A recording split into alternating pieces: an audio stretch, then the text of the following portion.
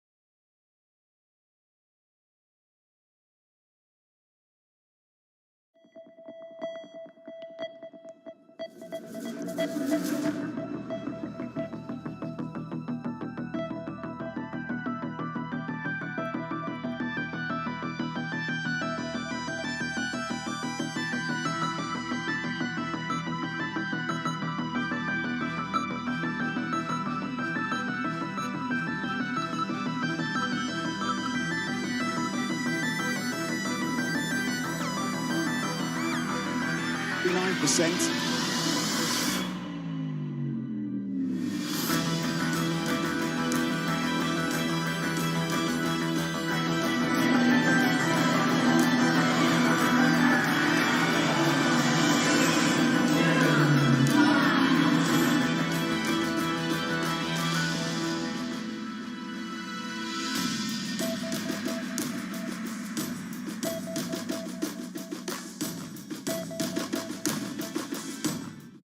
Just flagging that we're not seeing such big moves in the dollar. We're not seeing such big moves at the short end of the US curve either. And that's where we've seen a lot of action in November, of course, and that has been driving stock market gains. It's been an incredibly good November for stocks. Certainly that's the global story.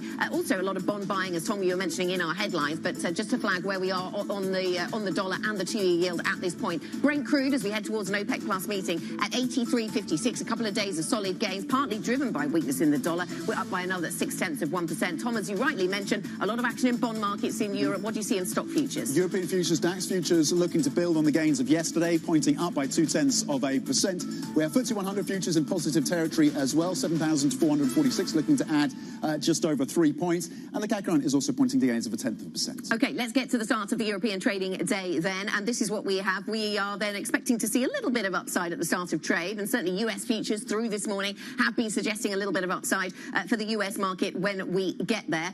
But we're waiting for European stocks to open. Perhaps the action today might not be in stocks, might be in bond markets. We have seen that weakness in the French data on the inflation side and in the GDP side. A negative print on GDP for the last quarter for France, and that was not anticipated, adding to that expectation of recessionary forces once again taking hold in the Eurozone. So we'll see where that comes, where that gets us to. But we are seeing, as you would expect, some movement lower in those yields. The French 2-year yield, the German 30-year, the Spanish 2-year. We're seeing quite a lot of long end and short end movement across European debt markets there. This is the equity markets then, maybe responding to the weaker yield story or perhaps just other factors, but we had that expectation even before the data that we'd see some modest gains across European stocks. The FTSE 100 is up by 0.2%. There it is, just moved. The Italian FTSE MIB and the German DAX also showing a little bit of strength. There's the euro moving lower, the market increasingly then moving to pricing cuts from the ECB, and therefore making sense then that we see a little bit of weakness coming through in the euro and the dollar pretty flat this morning.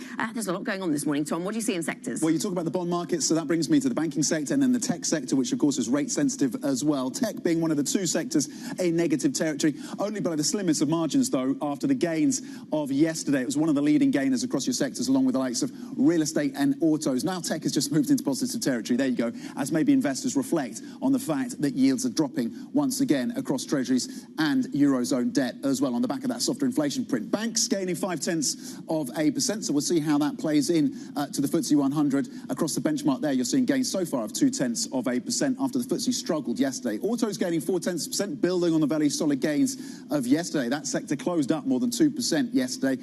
Financial services also gaining around 0.3%. Technology now in positive territory. That's where I expected it to be, and that's where it's landed, up 0.2%. Two sectors now in negative territory, only by the slimmest of margins. Across these 12 sectors, then, you're generally seeing optimism. Energy reflecting, building on the gains, of course, of the pricing. Energy up 0.7%. That sector was on the negative list yesterday, but gaining 0.7 as we build up to that OPEC Plus meeting. And just worth reflecting on basic resources as well. One of the best standout sectors so far in the session, gaining almost a full percentage point, maybe on bets of that stimulus coming through from China after weaker data, as Sophia Horta-Costa has been explaining for us. Across your benchmark, gains of 0.2% so far this Thursday. OK, talking of Sophia, let's get her thoughts now. Sophia Horta-Costa from the Markets Today blog joins us once again. And Sophia, we have lots to talk about when it comes to UK assets. We'll just do that in a moment.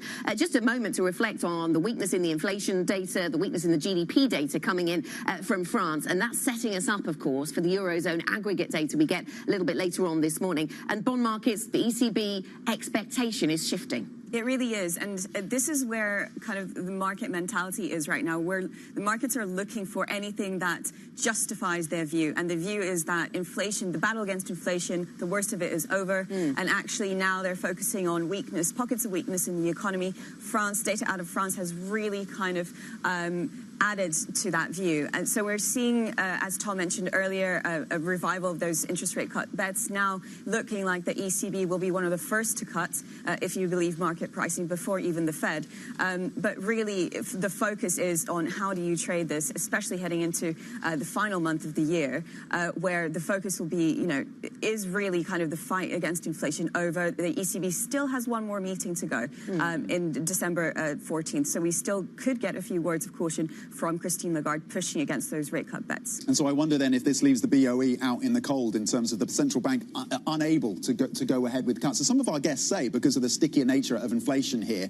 And that brings me to the pound. The pound strength this month has been pretty pronounced. Is it a weak dollar story? Is it a Bank of England expectations story? Or is it a UK resilience and fundamental story? What's going on around the pound? For once, I actually think it's all three. And I know that's not the answer you're looking for, Tom. No, There's works. A little bit of dollar weakness, obviously, and that's kind of impacted currency markets globally. But the pound has its own story here because you are seeing a little bit of strength, unexpected strength in the UK economy. But it's been quite volatile. I mean, now, if you look at market bets now, last week, they were pricing in only 2 rate cuts from the BOE. This week, it's 3 rate cuts again. So it's that, you can't really ignore the global story when it comes to what traders here are pricing in. But the BOE would be one of the last to do that. So the pricing is a lot later than, for example, for the Fed and the ECB. And that might just be enough for us to get that pound strength. Pound is heading for the best month versus the dollar in a year. Not such a good month for the FTSE 100, though, Tom. OK, so that's stocks and a bit on the pound. Let me go to what hedge funds are doing on the pound, because that seems to be an interesting story. Hedge funds trimming their bullish bets. What's the story there? So they're still positioned for gains in the currency, so there's still net long, but actually they've trimmed those positions for 8 straight weeks now. That's according to CFTC data. And that stretch, those 8 weeks, is the longest since 2016, so right after the Brexit vote. It's the wrong time to be trimming those bets, though. So this data is as of November 21st, and the pound actually kind of gained momentum after that. So it will be interesting to see whether they go net short for the first time in a long time, or whether they actually change their minds and think actually we shouldn't have trimmed those positions. But really interesting timing for the hedge fund bet. What's the turnaround for the FTSE 100? Mark came out with a chart in the last hour showing the baked-in pessimism around the FTSE 100 as we project into 2024, and it's been a laggard once again year to date, despite the fact we've had guests coming on this year saying, look, there's a real valuation gap here, you can take advantage of that. What is the catalyst for the FTSE 100 that has that international exposure? There's so much reluctance to bet on UK assets, and I think the FTSE 100 is kind of caught in the middle because it's not just a UK stock story, it's an international story. There's an oil play there as well, and also the currency. Obviously,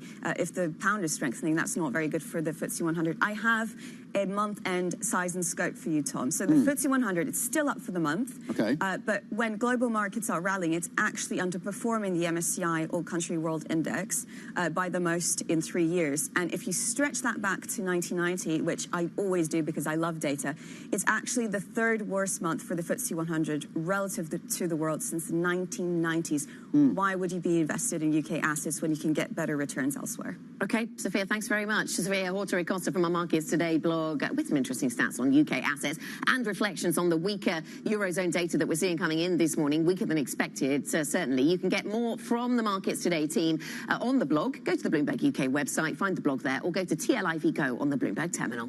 Okay, let's check in on some of the individual stocks on the move and bring in Joe Easton. Joe, what is standing out to you this morning?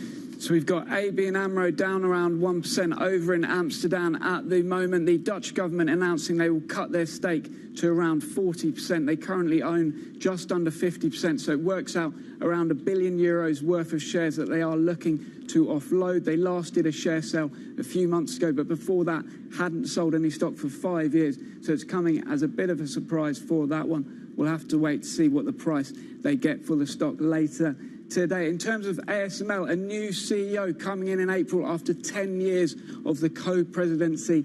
Those two have overseen explosive growth in the stock, driven by demand for semiconductor machinery. So it will be a tough act to follow, given the concerns around the relationship with China in particular. So that stock is slipping around 0.8% at the moment. But take a look at these two Dutch insurers. We're going Dutch today, not sure if that's a pun, but I went with it. We are seeing those two rocketing around 14%. This is ASR and also NN Group. Now, ASR has settled a dispute, a legal case, paying around €250 million over claims that they didn't provide enough information to some clients in terms of the small print on a lot of their investment products. But that's settled. It's been an overhang. We're seeing both of those stocks jumping today, the best performers on the stock 600 at the moment. In terms of a couple of other stocks we were keeping our eye on at the open of trading earlier today, Remy Cointreau. Now that stock up 3%. They've reported sales down 40% in the last half year. But the question is, how much of that is priced in? It looked like it is by some investors, at least. It's all been driven by the US. We had the warning from Diageo recently, so a lot of that negativity priced into that one. OCI, now this one getting a downgrade over at Jefferies. This is a natural gas company. Jefferies says there's oversupply in a lot of their markets in terms of that stock. That's also listed over in Amsterdam as well. Quite an outsized reaction for that one, down around 7% at the moment. In terms of Doc Martens, down 23%. They've got a trading update. It is also related to the US. They're big in the US, but sales are weak there. Doc Martens slammed today. They've had a few profit warnings out as well. Worst performer, getting a kicking for Doc Martens over on the London market today. And then staying in retail, we've got Goldman Sachs downgrading H&M to sell. They've had that at neutral for a couple of years now, but they see weakness in that market. It has outperformed, given the theory that the cheaper clothing will actually perform better than luxury over the coming years. But that one cut at Goldman Sachs this morning, so slipping a bit today. In terms of a couple of other broker moves, we've got the chemicals company K&S. They're cut over at Exane BNP Paribas. They go underperform on that one. Chemicals very weak in terms of some of those outlooks at the moment. K&S down around 2% in the German market. NatWest is a new overweight at JP Morgan. Now, they haven't been overweight that stock for 3 years, since around the time of the pandemic. They downgraded that one, but that one coming up today. And a couple of steel companies to note just briefly. We've got SSAB raising prices in the US market. That was announced yesterday. That jumped at the open, but it's coming down a little bit now. And Outokumpu, one that I'll take my time pronouncing, that one is doing a buyback, but also a new deal with ArcelorMittal in the US market as well. So we've got a lot of US companies, or US focused companies, on the screens today, and Outokumpu up around 11%. Joe, thanks very much. Joe Easton from our equities team with a look at the individual movers. Let's do a quick sector check for you and show you where we are at this stage, early stage of the trading day, 11 minutes into a session that's perhaps a little brighter than anticipated, up around 0.2% then on the Stoxx 600. These are some of the sectors that are moving higher, and around 2/3 of sectors are moving higher. Energy is one of them. The weakness in the dollar of late boosting the oil price. Perhaps also we're looking ahead to the OPEC Plus meeting. 83.57 is where we trade on Brent. Energy stocks are stronger. We are also seeing basic resources doing well. Tom was mentioning some of the data out of China and then the assumptions around stimulus that generates. The banking sector also moving higher, as is travel and leisure. More on the global equities rally next. This is Bloomberg.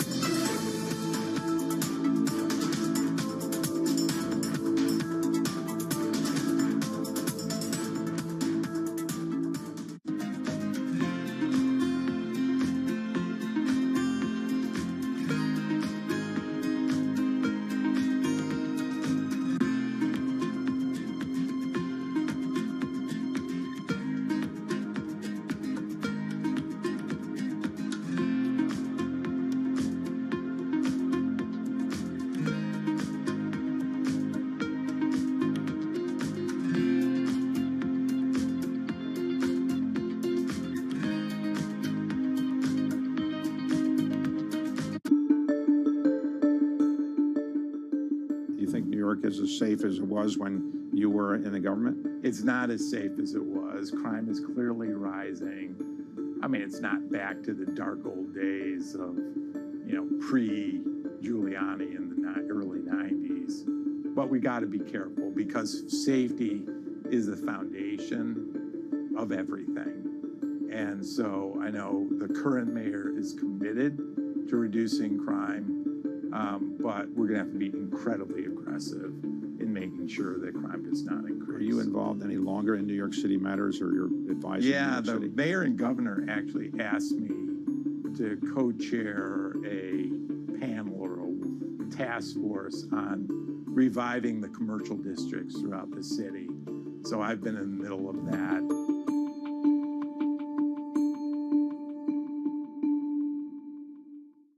Our studios in New York and San Francisco. Our expert hosts of the data and analysis about the companies you know and the startups to watch. Plus, the interviews you don't want to miss. Watch Caroline Hyde and Ed Ludlow on Bloomberg Technology, the only daily business show dedicated to tech, right in the middle of the trading action. 12 p.m. on the East Coast, 9 a.m. in the West. Only on Bloomberg Television, your global business authority. This June, in honor of Pride Month and Juneteenth, Bloomberg brings you a special equality series every Thursday in June at 1 p.m. Eastern. Bloomberg Equality, celebrating inclusion this Pride Month.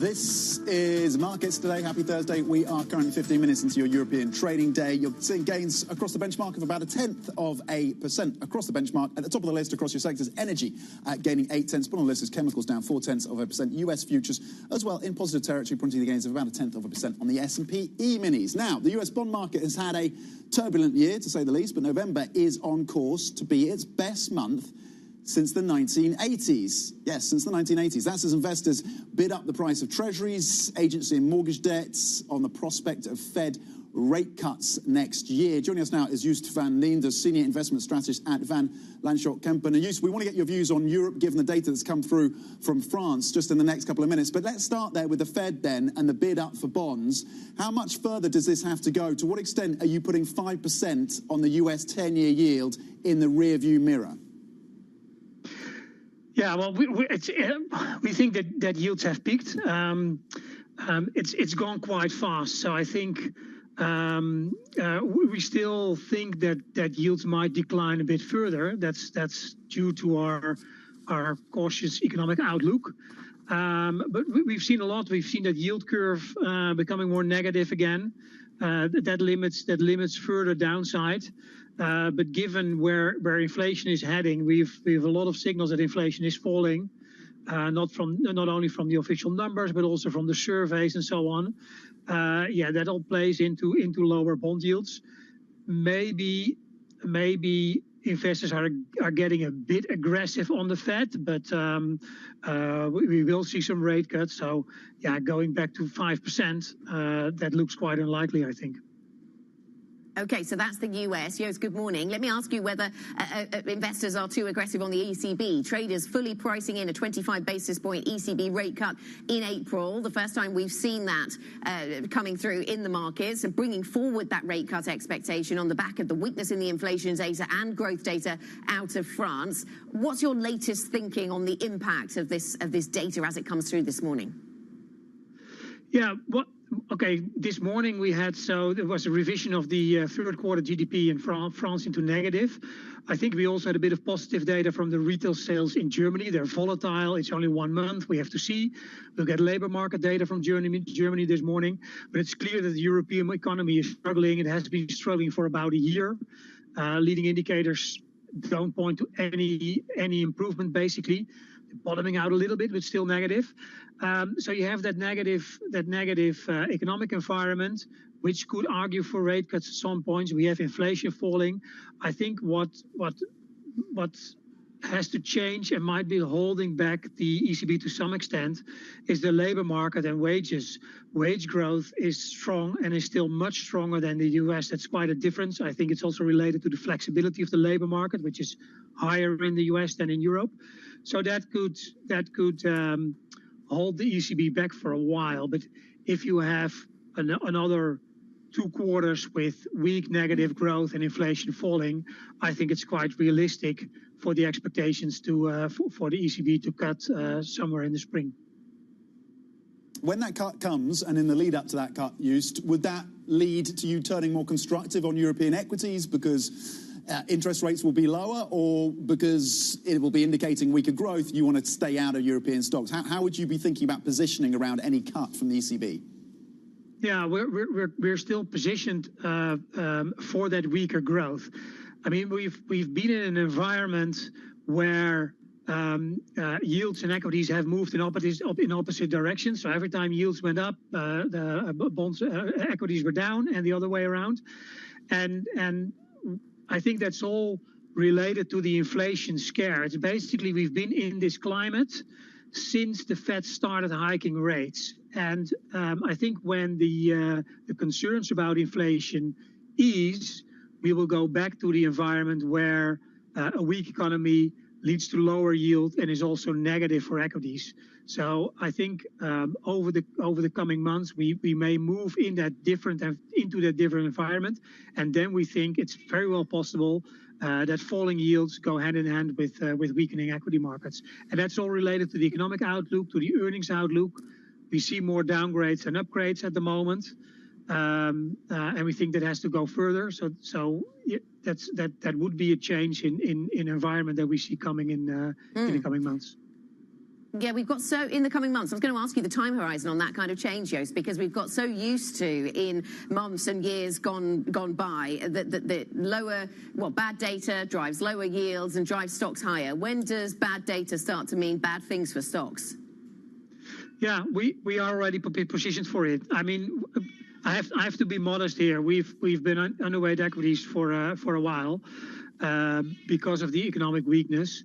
And the whole yield environment has been overwhelming.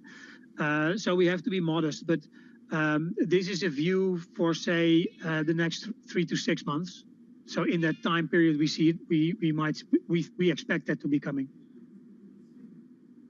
Joost, I'm just wondering if we're hearing your cat in the background, or if that's an alarm. Yeah. Well, it was a nice little intervention. It's the cat. Okay. I had to push him back, but yeah. Maybe he doesn't agree with your views, I think. The cat needs some TLC, it sounds like. Let's talk about commodities, because we're leading up to this OPEC Plus meeting. Obviously, energy prices have come off a lot. They're below what they were in terms of the levels prior to the conflict between Israel and Hamas. How are you thinking about the commodities trade, which for some was kind of disappointed? And as we factor in COP28, is there still a play there, whether it's a dividend play or whether it's the valuation play around commodities in Europe? Okay, well, that's about the energy sector, right? Or you're asking. There we're more positive than on commodities itself. When you look at the energy sector, it's a sector that has indeed a high dividend yield, capital discipline. So from that perspective, we like the energy sector in a sort of in the current environment, and also a bit as a bit of a defensive play, in that sense, given the income stream. When you look at the commodities itself, we are more neutral. I think what's going on in the oil market is interesting. So today we see oil prices going up, but they have fallen recently, and it's interesting because I think that relates to a different supply-demand outlook, where you have some demand weakness, and that seems to be playing out more in the oil market and in the commodities market in general, also in metals, than in equities, for example. And what could be going on here, if it's a modest slowdown pricing into the commodity market, it can still be positive for equities, sort of soft landing, lower inflation environment. But it seems to be that there's less demand in commodities. Thank you very much for joining us. Joost van Lenders, Senior Investment Strategist at Van Lanschot Kempen, and thanks to Joost's cat as well. Coming up on the programme, the race to save Adobe's proposed takeover of Figma as UK and European regulators voice their concerns. We'll bring you the story next. This is Bloomberg.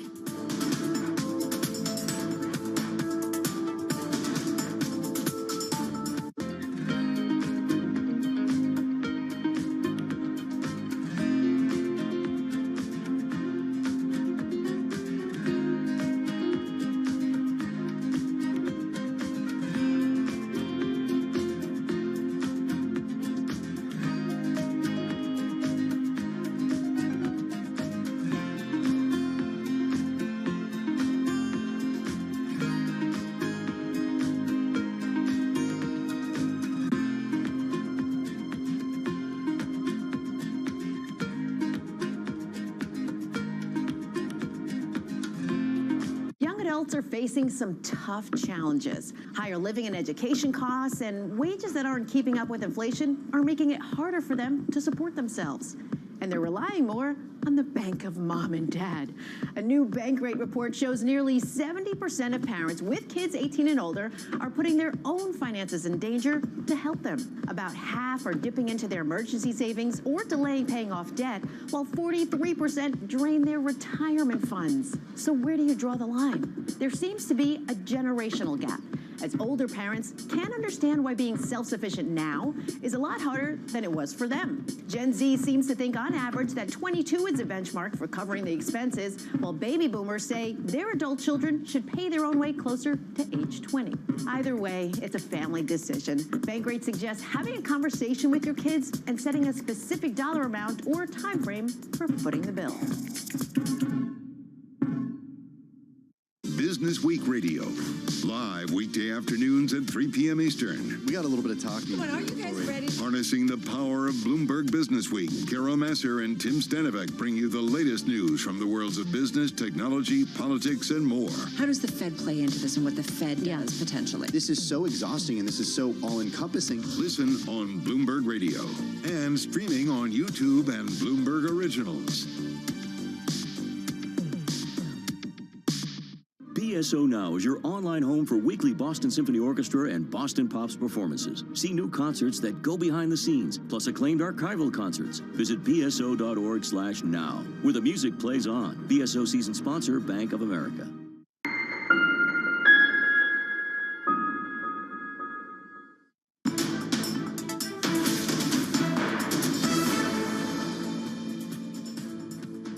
Welcome back. Now, a proposed $20 billion deal by Adobe to buy the design software maker Figma is at risk after UK authorities warned about risks to competition. Bloomberg's Kriti Gupta is following the story, has all the details. What's happening?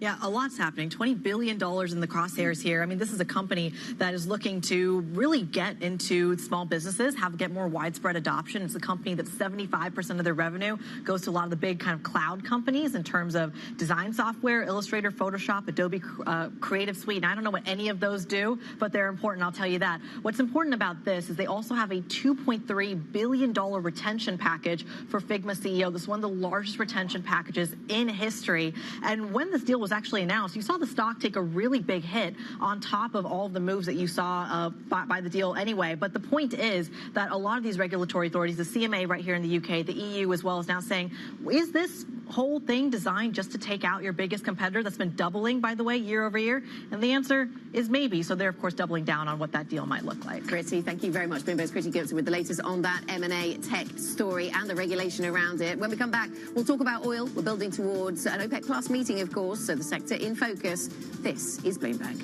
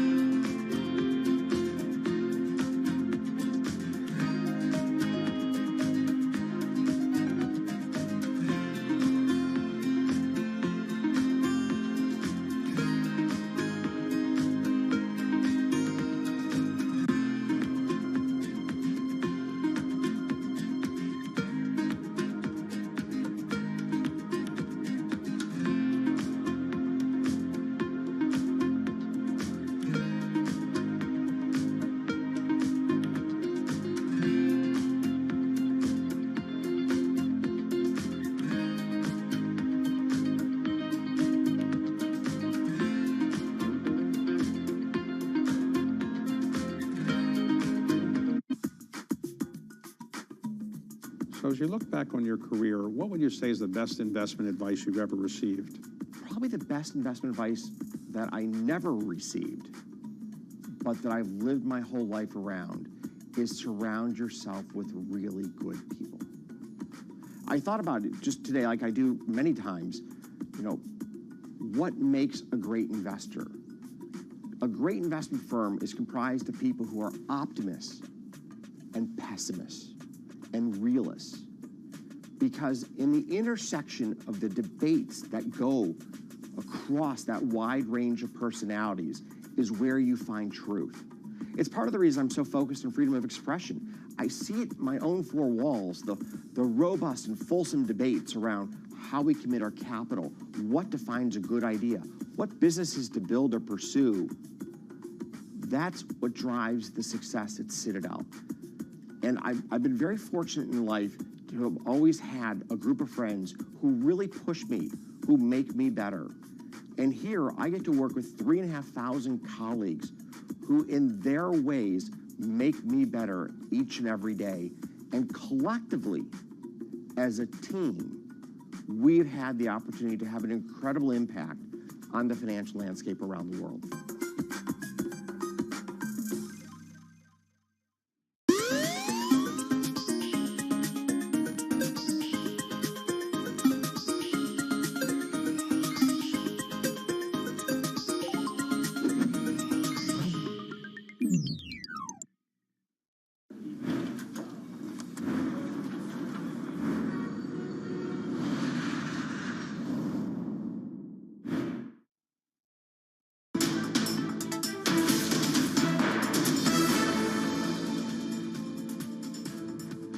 This is Markets Today. We're 30 minutes into your European trading day. Here are your top stories. Softer than expected French inflation and growth data spurs bets on an ECB rate cut in April. The full euro area CPI print comes later today. It's also expected to slow. That comes as wagers on a Fed pivot drive a bumper November for bonds and for stocks. Plus, ABN AMRO slips after the Dutch government says it's lowering its stake in the lender to about 40%. Tom, so European equity markets started pretty strongly. Some of the weakness in the European data, bringing yields down, perhaps spurring some initial optimism for stocks, but some of that just fading. Yeah, a little bit of fading coming through across the session so far. 30 minutes, of course, into your trading session. You're absolutely right. As the data, of course, out of France, pulling forward those ECB bets then to April for the first time. 25 basis points being priced in by these markets. So rate-sensitive sectors are reflecting on that and moving on the back of that as well. Insurance, by the way, particularly the Dutch insurers, having an outsized role in terms of some of the optimism that's coming through for that index. Across the benchmark, you are seeing gains of just a little over 0.1%. As Anna was saying, moderating some of the earlier enthusiasm, but still looking to build the upside that came through yesterday. The DAX had a very positive session yesterday, built on the back of the auto sector. You're seeing strength again there today. 16,000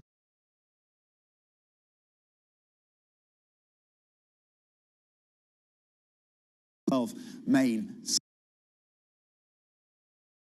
sectors. Technology in focus for us today on the yield story, but also basic resources on bets that maybe more stimulus will come through from China after weaker than expected manufacturing and services data. Basic resources was very strong at the open. It's paired some of those gains, just adding 0.3%. The optimism also coming through for financial services, up 0.4, but it's energy that's the standout in terms of the upside coming through. Gains of 0.9%, 3 straight days of upside in terms of the pricing for Brent and WTI. We're going to unpack the energy story, the build up to OPEC Plus with Amrita Sen in just the next couple of minutes or so. Banks gaining 0.3.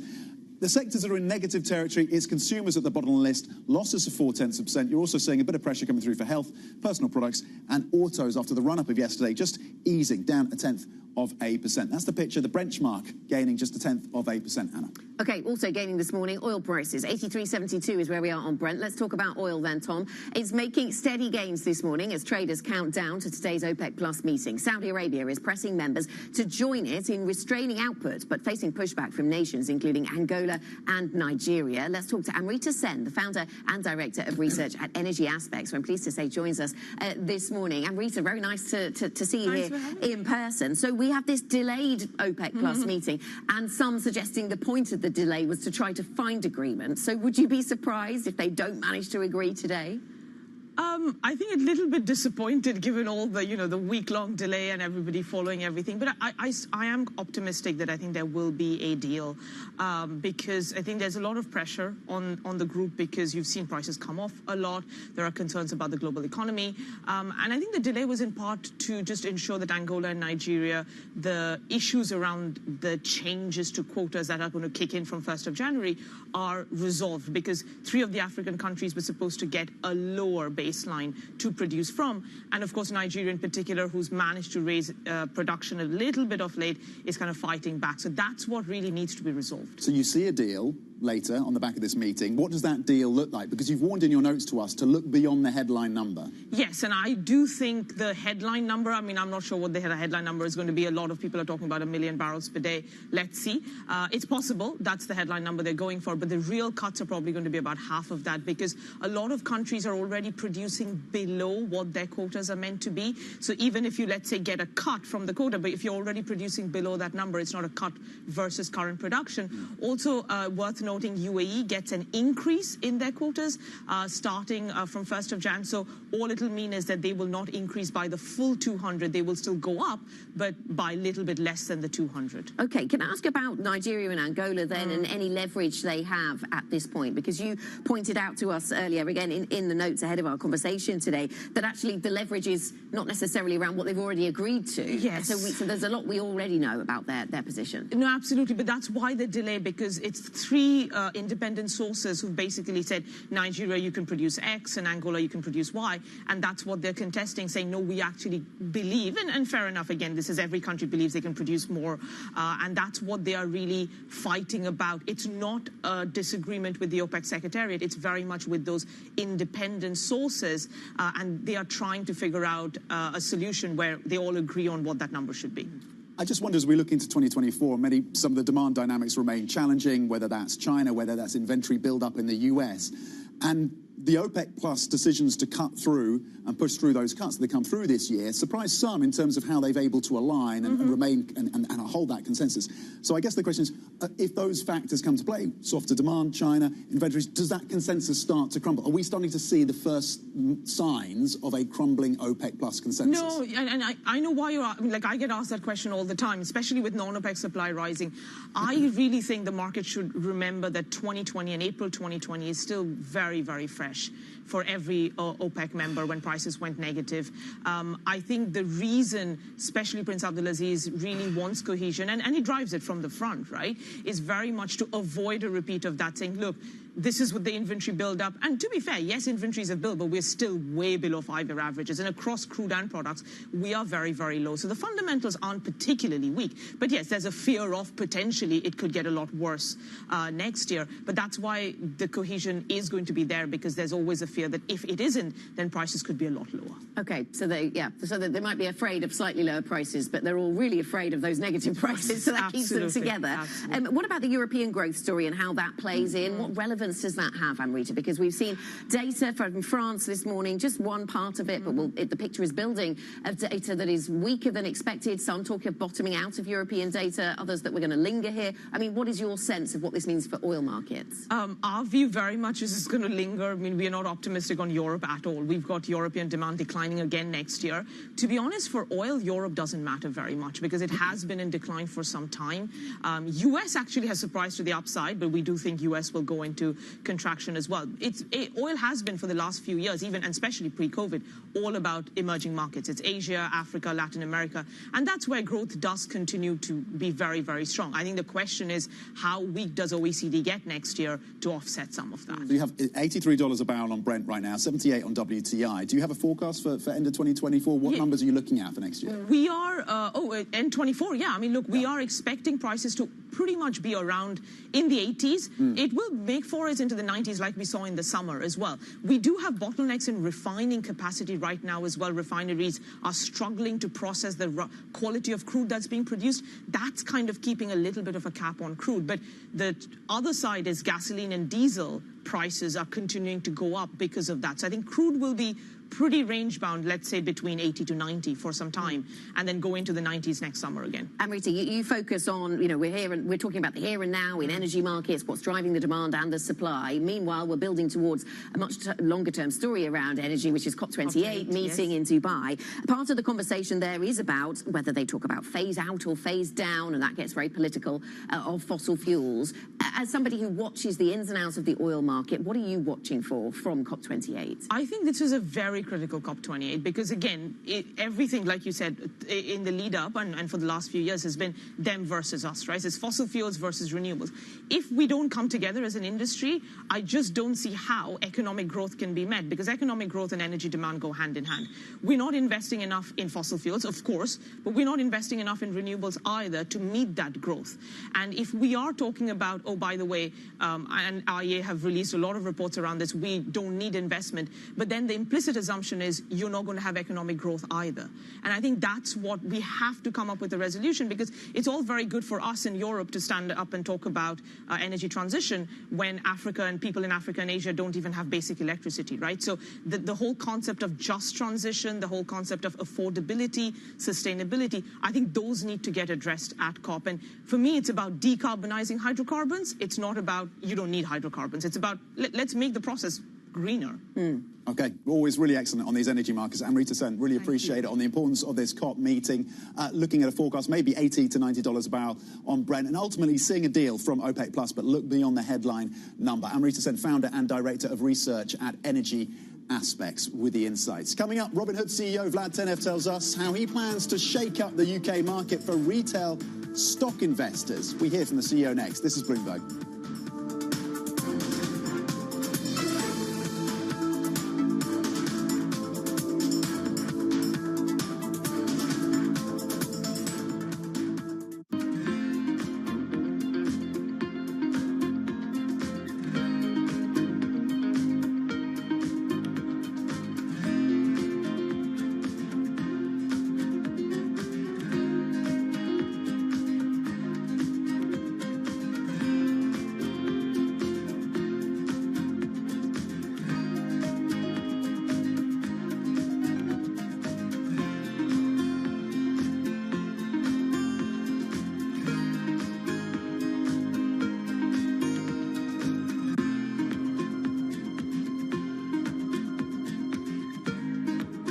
tag on the product may read Made in the USA, but the sign on the CEO's door often says Made in India. Alphabet's Sundar Pichai, Microsoft's Satya Nadella, IBM's Arvind Krishna, Micron Technology's Sanjay Mehrotra, and that's just the start. Add in the chief executives of Adobe, Deloitte, Gap, VMware, and that doesn't count Indians running companies all over the world. Why have so many Indians risen to the top? Vinod Khosla points to India's incredibly competitive education system. If you can survive the pressure it takes to get into one of the Indian institutes of technology, it gives you confidence to handle American universities and later the business world. Meanwhile, the belief in India's ability to produce so many tech wizards is reinforced every year. Indians make up about 3/4 of the immigrants receiving coveted H-1B visas for the U.S., and it's a safe bet that some of them will eventually find their way to the C-suite.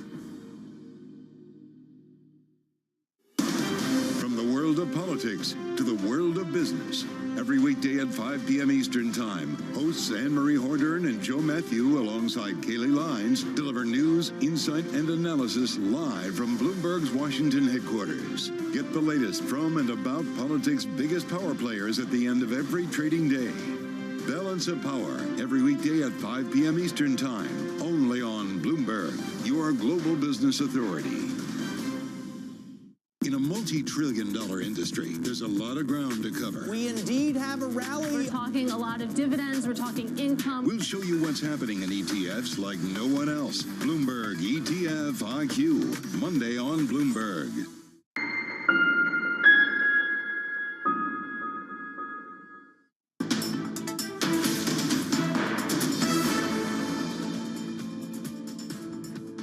This is Markets Today, 8:42 here in London, 42 minutes into a European trading day, which is seeing fading optimism. US futures pulling back a little.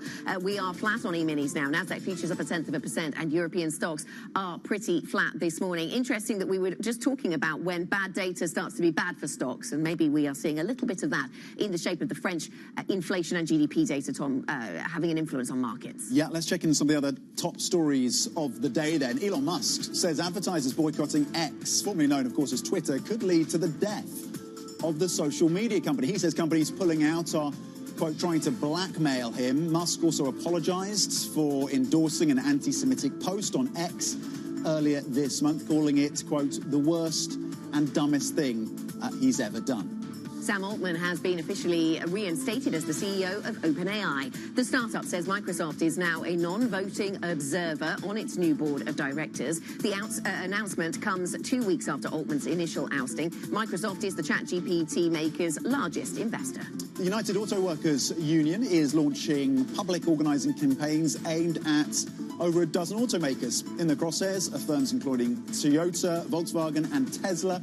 The union is aiming to organise nearly 150,000 employees, and a spokesperson says many have already signed up. The UAW strikes earlier this year secured historic concessions from Ford, GM and Stellantis. Disney has appointed outgoing Morgan Stanley chief James Gorman and veteran media executive Jeremy Darroch to its board of directors ahead of an expected proxy fight. Billionaire Nelson Peltz and his Trian Fund Management are planning their own nominees to the board next year. Trian has amassed a stake of more than $2.6 billion in Disney. Now, Robinhood is making its international debut, launching commission-free stock trading here in the UK. The Silicon Valley firm benefited, of course, from the explosion in amateur investors during the pandemic and is now rolling out trading of more than 6,000 US-listed stocks and other securities to British retail investors. I've been speaking to the company's CEO, Vlad Tenev. What we're launching is commission-free share trading of U.S. stocks, and we're also launching 24-hour trading, which is a unique proposition. We launched a product in the U.S. earlier this year called 24-Hour Market, which was the first, we became the first major broker to allow round-the-clock trading of individual stocks. I think that's particularly useful for consumers here because there's just less overlap between waking hours and U.S. East Coast working hours. So that'll just make it a lot more usable and a lot more welcoming for customers to invest here. We are also launching 5% AER on uninvested cash. So the intention is for the UK market, Robinhood to be the best place to invest in US stocks and US dollars, and we believe we can fill that need better than anyone else. I just want to push you a bit on the market opportunity. What are the kind of numbers that you're targeting by the end of next year, for example, out of the UK, in terms of customer acquisitions, in terms of total numbers or volumes? What are you looking at? Are the targets? I mean, the way we think about it is this is a long-term opportunity for us. We've spent time building the platform, a technology platform that'll allow us to expand internationally as a software company. Every time we build new things in the US, they'll accrue to customers in the UK, 24-hour market being a prime example, along with the high yield offering.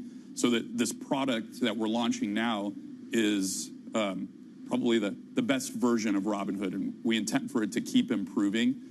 And since we are expanding as a technology company and we're building all of this in-house organically, the actual cost of making the platform available in each market should continue to decline, and we'll be able to get more leverage as a result.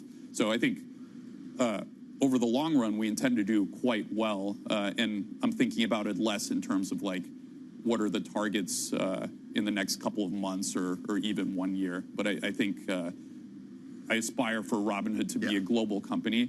That's been the plan from the very beginning. You mentioned the fact you're a decade old. 2013 was when you were founded. Why is it taking a decade to break into the UK market, Vlad? I mean, I think the reality of it is the US is so big and there's so much to build that it's always sort of a tricky proposition. What do you prioritize? And we were about to launch in the UK a couple of years ago. It was March of 2020. And then we had a little bit of a curveball, didn't we, with a global pandemic. And at the time, we didn't know exactly how things were going to shake out, how long it was going to last, how disruptive it would be to the economy.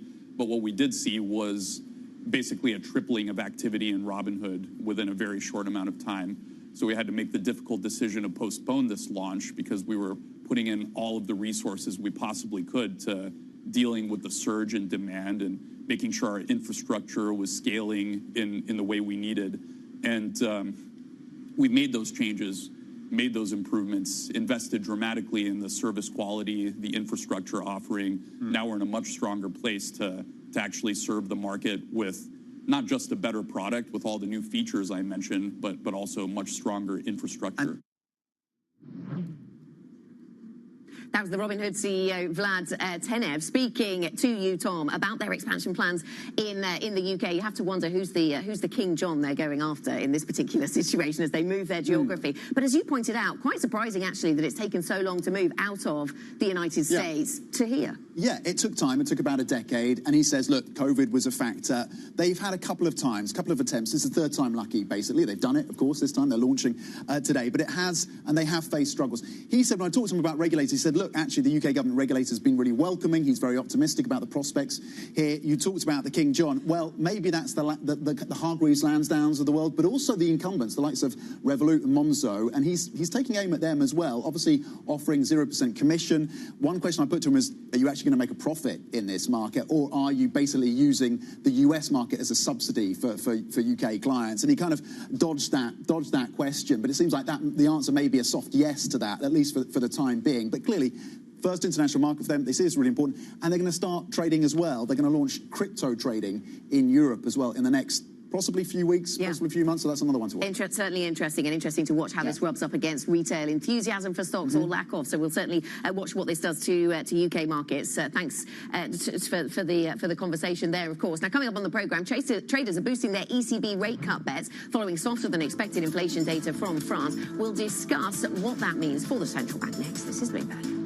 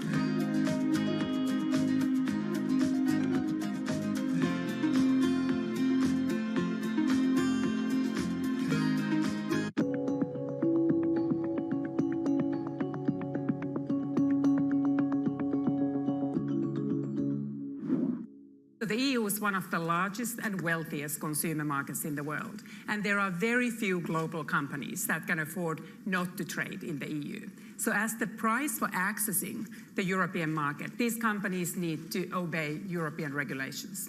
That's not surprising. But often these companies choose that they will extend the European standards across their global conduct and their global production because they want to avoid the cost of complying with multiple different regulatory regimes. So there are benefits to standardization, benefits to uniform production. So all the EU needs to do is to regulate the single market. And it's then the market forces and the business incentives of global companies that transform that EU rule.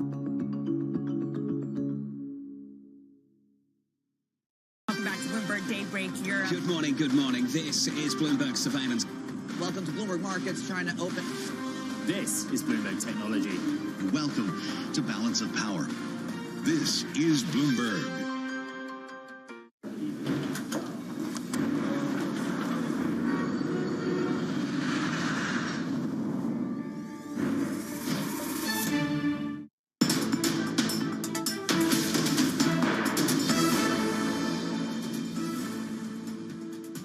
This is Markets Today, 8:53 in London. European equity markets losing their steam a little this morning, down 0.1% on the stock 600. Let's talk about what's happening across markets. Ven Ram joins us from the Markets Live team. Ven, we have to start with the weakness of the data we had out of France, what that means for the ECB, the market quick to bring forward cut expectations from the ECB. What are you expecting? Absolutely, Anna. I mean, the markets have been so wrong about interest rate pricing throughout the cycle, but today, for once, they're getting it right, and they're winning it. So there's nothing you can really quibble with about the market pricing. We saw those French inflation numbers softer than forecast across the board. The economy also contracting. We are going to get those Eurozone CPI numbers later today, as also the PCE numbers out of the US. Now, Christopher Waller of the Fed set a cat among the pigeons by explicitly talking about a rate cut for the first time in recent memory. So that kind of gives the market impetus and the courage to price in more rate cuts, and they're bringing it forward. So that's not a big surprise. And I think that, as I said, the markets are winning it today. Yeah, Chris Waller's comments described by one of our guests as a game changer earlier this week. We have, of course, Jay Powell speaking on Friday, so we'll see if he resets expectations. Where do you land, then, in terms of the extent, the number of cuts that are being forecast by these markets for the Fed next year? We've got everything from 100 basis points to, what, 275? I think 100 is more like 100, 110 is more like what is likely, Tom, because, you know, I know there are some banks that are calling for 250 basis points, 275 basis points even. I don't think that's going to happen. The Fed, in the September dot plot, have outlined 50 basis points of rate cuts in 2024. Now, all that is predicated on, of course, the disinflationary narrative continuing, and there is no guarantee that we'll get there linearly and sequentially. So let's see what happens, but I do think that 100 basis points is not a bad ballpark. Okay, so that's the rate expectation over in the United States. Then let me ask you about the data picture that we're expecting to build. We get October's personal income data, the PCE, closely watched, we know, by the Fed. What will you watch for? Well, I'm looking for the core PCE number. The markets are expecting 3.5%. If that is as expected, that comes in as expected, I think that will embolden the rate cut bets that we have seen so far, because 3.5% is less than the 3.7% that the Fed indicated in its September dot plot as being the year-end target for core PCE. So if we get 3.5%, you know, risk on. If we get a surprisingly higher number, risk off again. Okay, so 3.5% is the number we're looking for if we want to risk on to continue and further legs to these markets and this rally. Ven Ram with the analysis from our Markets Live team. Really appreciate the insights, of course. Remember, you can get up-to-date analysis and insight from Ven and the rest of the team. Just go to MLIV Go on your terminal. The data print still for us today, at least for the moment, Anna, as we lead up to PCE and then J-Pound on Friday, is what's happening with the French economy on growth and inflation. Yeah, absolutely. That inflation number out of France and the GDP number out of France, that worth lingering on in negative territory. We hadn't expected that. So do we see talk of recession going wider than just Germany in the European space? That will feed into the expectations there. In terms of European stocks then, Tom, we've seen a real turnaround. We started positively, didn't we? Now 2/3 of sectors in negative territory. Some of the luxury names selling off this morning, consumer products and services, and basic resources the worst performers. That is it for markets today. You can get insights from the team on the Bloomberg UK website or TLIV Go on the Bloomberg terminal. The Pulse is next. This is Bloomberg.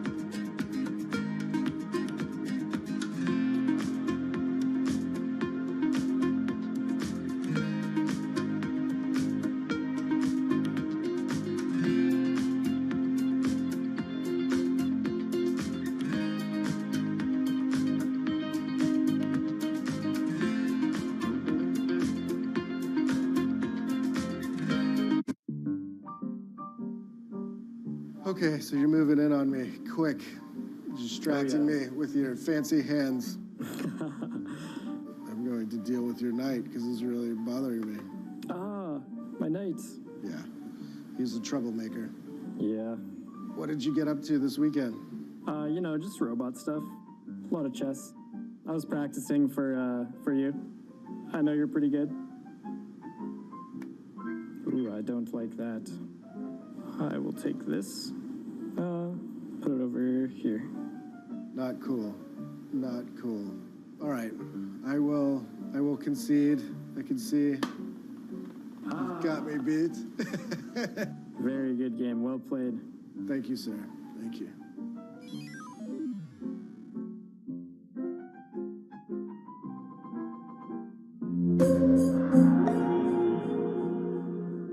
Bloomberg UK, your source for news and analysis covering the biggest challenges facing the UK government, economy, financial services and markets. Tax cuts should not be the priority. It's about a credible plan for growth over the next 2-3 years. In this post-Brexit world, how do you see actually servicing your clients? It was disruptive, and it's going to have implications to how capital raising works. Now we're having the perfect storm in the UK. Watch Francine Lacqua Thursdays at 9:30 a.m. only on Bloomberg, your global business authority. In a multi-trillion-dollar industry, there's a lot of ground to cover. We indeed have a rally. We're talking a lot of dividends. We're talking income. We'll show you what's happening in ETFs like no one else. Bloomberg ETF IQ, Monday on Bloomberg.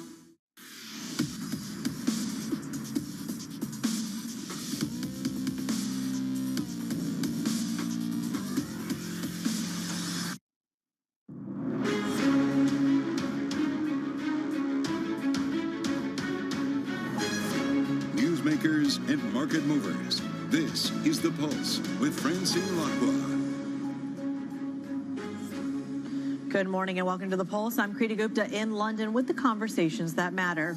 France's economy unexpectedly shrinks in the third quarter while inflation eases. Traders now fully pricing in a cut in the ECB's deposit rate for April, much sooner than officials in Frankfurt have been suggesting.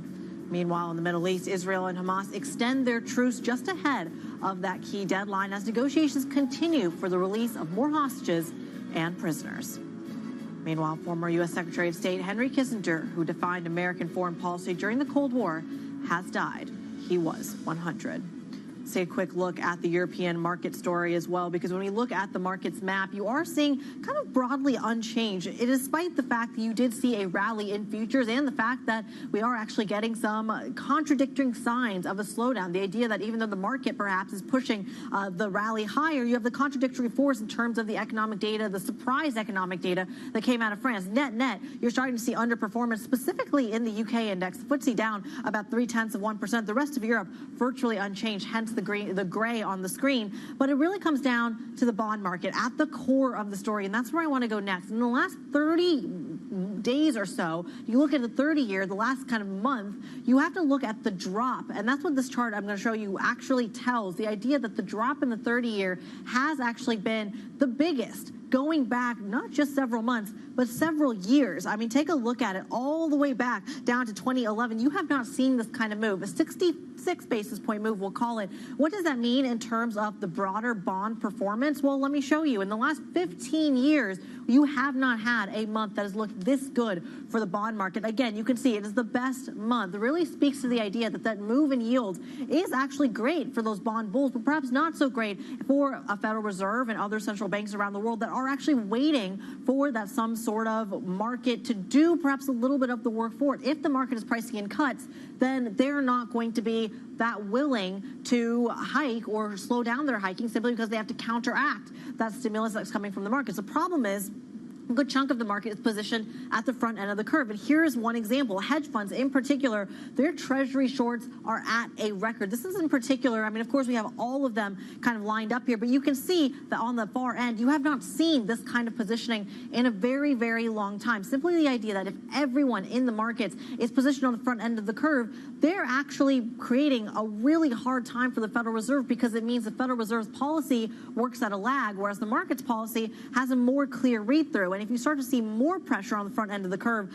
again, the markets seem to be perhaps more in control than the Federal Reserve. At least that's going to be the question for a lot of market participants and economists. Right now, the smart money, however, positioned against the market, broader market pricing of stimulative cuts, instead saying that the higher for longer narrative is going to last, again, for longer. Now, that's just one of the dynamics that the markets are kind of working with. The other is the geopolitics, and that's where I want to go next. Israel and Hamas have agreed to extend their truce for at least another day, allowing for the release of more hostages held by the militant group in Gaza.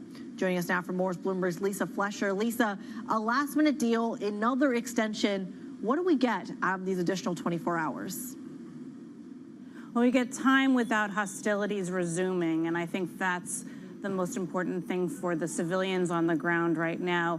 And we also get more time to figure out what will happen with the remaining hostages. I mean, the truce was extended basically last minute, like 5 minutes before the 7 a.m. deadline. And from what we understand, you know, Israel and Hamas through Egypt, the U.S. and Qatar, were talking way into the night to figure out how to get this done.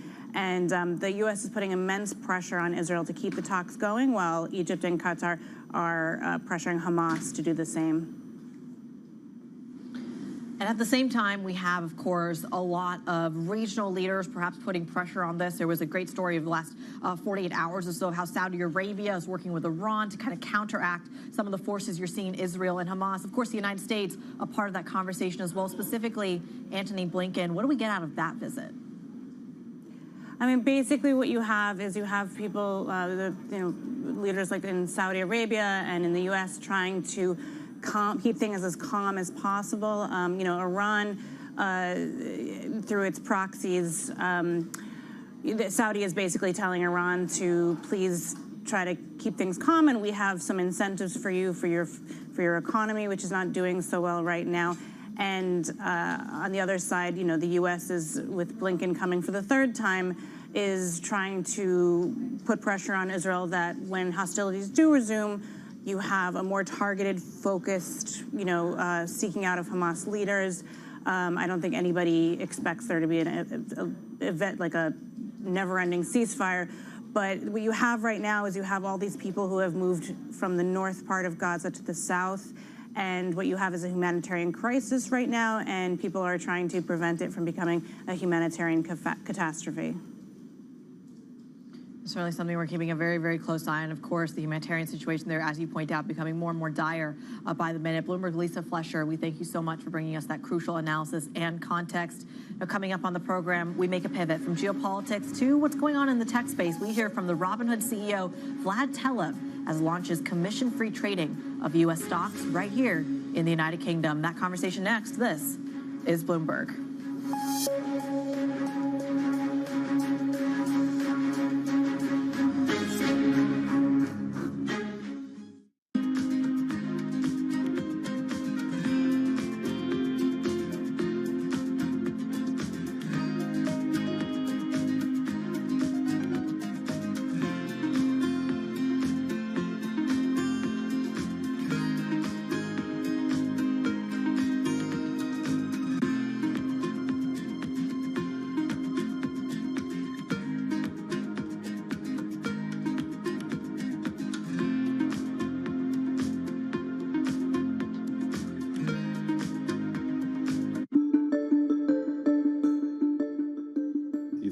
Is as safe as it was when you were in the government? It's not as safe as it was. Crime is clearly rising.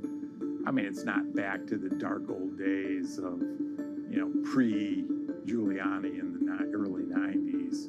But we got to be careful because safety is the foundation of everything. And so I know the current mayor is committed to reducing crime. But we're going to have to be incredibly aggressive in making sure that crime does not increase. Are you involved any longer in New York City matters, or your advisor? Yeah, the mayor and governor actually asked me to co-chair a panel or a task force on reviving the commercial districts throughout the city. So I've been in the middle of that.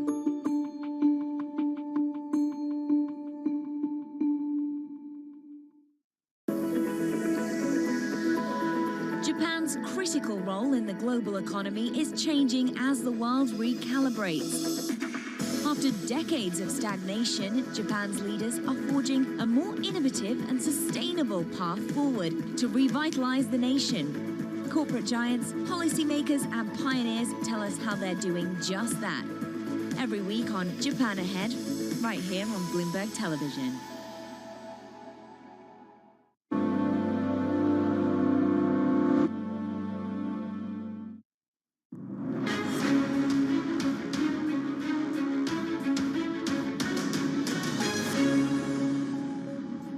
Core team remains intact, and it's very important, right? So we have the strong expertise of core team. But at the same time, we continue to make investments into intellectual human talent, which is very important for our industry because the industry evolves so quickly, right? Things are evolving, new developments come up by the day, but we continue to enhance our bench strength, continue to invest in our talent pool, continue to invest heavily into our compliance program. And I'm very confident that we'll continue to grow from strength to strength. The new Binance CEO, Richard Tang, there discussing the future of his new team after the $4.3 billion settlement with the DOJ that forced his co-founder, Changpeng Zhao, to step down. Now, Robinhood is making its international debut, launching commission-free stock trading in the United Kingdom. The Silicon Valley firm has started rolling out trading in more than 6,000 U.S.-listed stocks and other securities to British retail investors. CEO Vlad Telev spoke to Bloomberg's Tom McKenzie. What we're launching is commission-free share trading of U.S. stocks, and we're also launching 24-hour trading, which is a unique proposition. We launched a product in the U.S. earlier this year called 24-Hour Market, which was the first, we became the first major broker to allow round-the-clock trading of individual stocks. I think that's particularly useful for consumers here because there's just less overlap between waking hours and U.S. East Coast working hours. So that'll just make it a lot more usable and a lot more welcoming for customers to invest here. We are also launching 5% AER on uninvested cash. So the intention is for the UK market, Robinhood to be the best place to invest in US stocks and US dollars. And we believe we can fill that need better than anyone else. I just want to push you a bit on the market opportunity. What are the kind of numbers that you're targeting by the end of next year, for example, out of the UK, in terms of customer acquisitions, in terms of total numbers or volumes? What are you looking at? Are the targets? I mean, the way we think about it is this is a long-term opportunity for us. We've spent time building the platform, a technology platform that'll allow us to expand internationally as a software company. Every time we build new things in the US, they'll accrue to customers in the UK, 24-hour market being a prime example, along with the high yield offering. So that this product that we're launching now is probably the best version of Robinhood, and we intend for it to keep improving. And since we are expanding as a technology company and we're building all of this in-house organically, the actual cost of making the platform available in each market should continue to decline, and we'll be able to get more leverage as a result. So I think over the long run, we intend to do quite well, and I'm thinking about it less in terms of like, what are the targets in the next couple of months or even 1 year. But I think I aspire for Robinhood to be a global company. That's been the plan from the very beginning. You mentioned the fact you're a decade old. 2013 was when you were founded. Why is it taking a decade to break into the UK market, Vlad? I mean, I think the reality of it is the US is so big and there's so much to build that it's always sort of a tricky proposition. What do you prioritize? And we were about to launch in the UK a couple of years ago. It was March of 2020. And then we had a little bit of a curveball, didn't we, with a global pandemic. And at the time, we didn't know exactly how things were going to shake out, how long it was going to last, how disruptive it would be to the economy. But what we did see was basically a tripling of activity in Robinhood within a very short amount of time. So we had to make the difficult decision to postpone this launch because we were putting in all of the resources we possibly could to dealing with the surge in demand and making sure our infrastructure was scaling in the way we needed. And we've made those changes, made those improvements, invested dramatically in the service quality, the infrastructure offering. Now we're in a much stronger place to actually serve the market with not just a better product with all the new features I mentioned, but also much stronger infrastructure. Robinhood CEO Vlad Tenev there speaking to Bloomberg's Tom McKenzie. I want to get some of the other top stories from around the world today. U.S. federal prosecutors have accused Nikhil Gupta, an Indian government agent, of directing a thwarted plot to assassinate a Sikh separatist with American citizenship in New York. Now, the allegations add to claims denied by India that it's waging a campaign to target Sikh activists overseas. They also mirror a killing in Canada and risk inflaming already delicate U.S.-India ties. Meanwhile, more in the tech space, if you will, believe Elon Musk saying advertisers boycotting the social media platform X, formerly known as Twitter, could lead to the death of the social media company altogether. He says companies pulling out are, quote, trying to blackmail him. Musk also apologized for endorsing an anti-Semitic post on the platform earlier this month, calling it, quote, the worst and dumbest thing he's ever done. The comments there made at the New York Times Dealbook Summit. Now, Sam Altman has been officially reinstated as CEO of OpenAI, the startup saying Microsoft is now a non-voting observer on its new board of directors. The announcement comes 2 weeks after Altman's initial ousting, with Microsoft being the ChatGPT maker's largest investor, holding a 49% stake in the company. Now, coming up on the program, Michael Lewis, the CEO of Uniper, joins to discuss the future of Europe's energy market and just what's at stake. Stick with us. This is Bloomberg.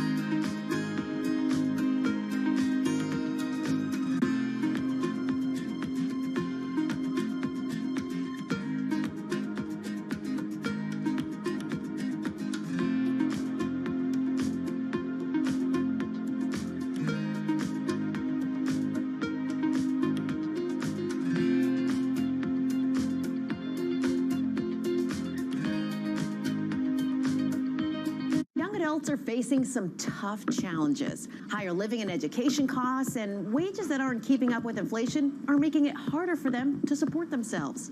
And they're relying more on the bank of mom and dad.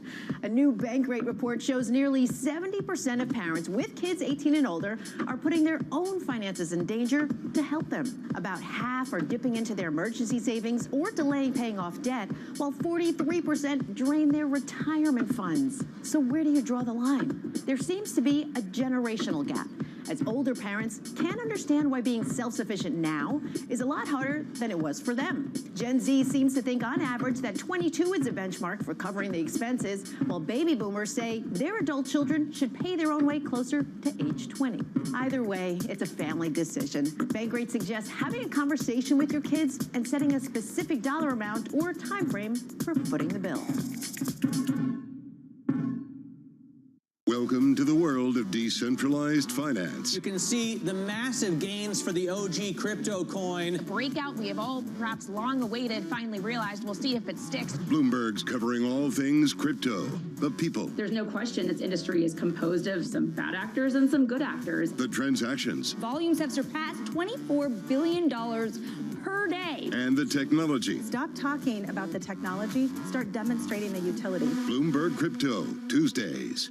Markets countdown in Europe. From the financial centers of the world, Bloomberg Markets European Close with Guy Johnson in London and Alex Steele in New York. Real-time numbers, real-time analysis. Weekdays.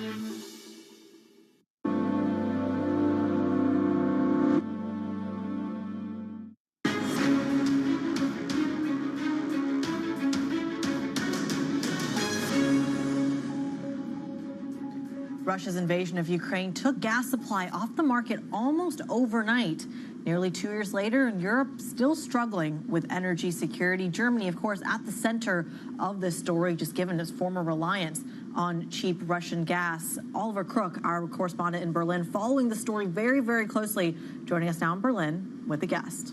Ollie?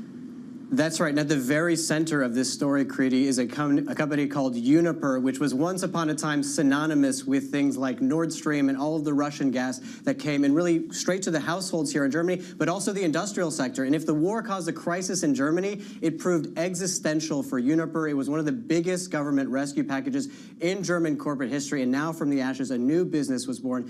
And at the helm of that new business, a new CEO, that is Michael Lewis. He joins us now here in Berlin. So, Michael, we've given a sort of very quick summary for what has happened over the last sort of 2 years. It has been really a massive story, and this rebirth really began on the shores of Wilhelmshaven about a year ago with the first LNG shipments coming into Germany. Where are we on this journey?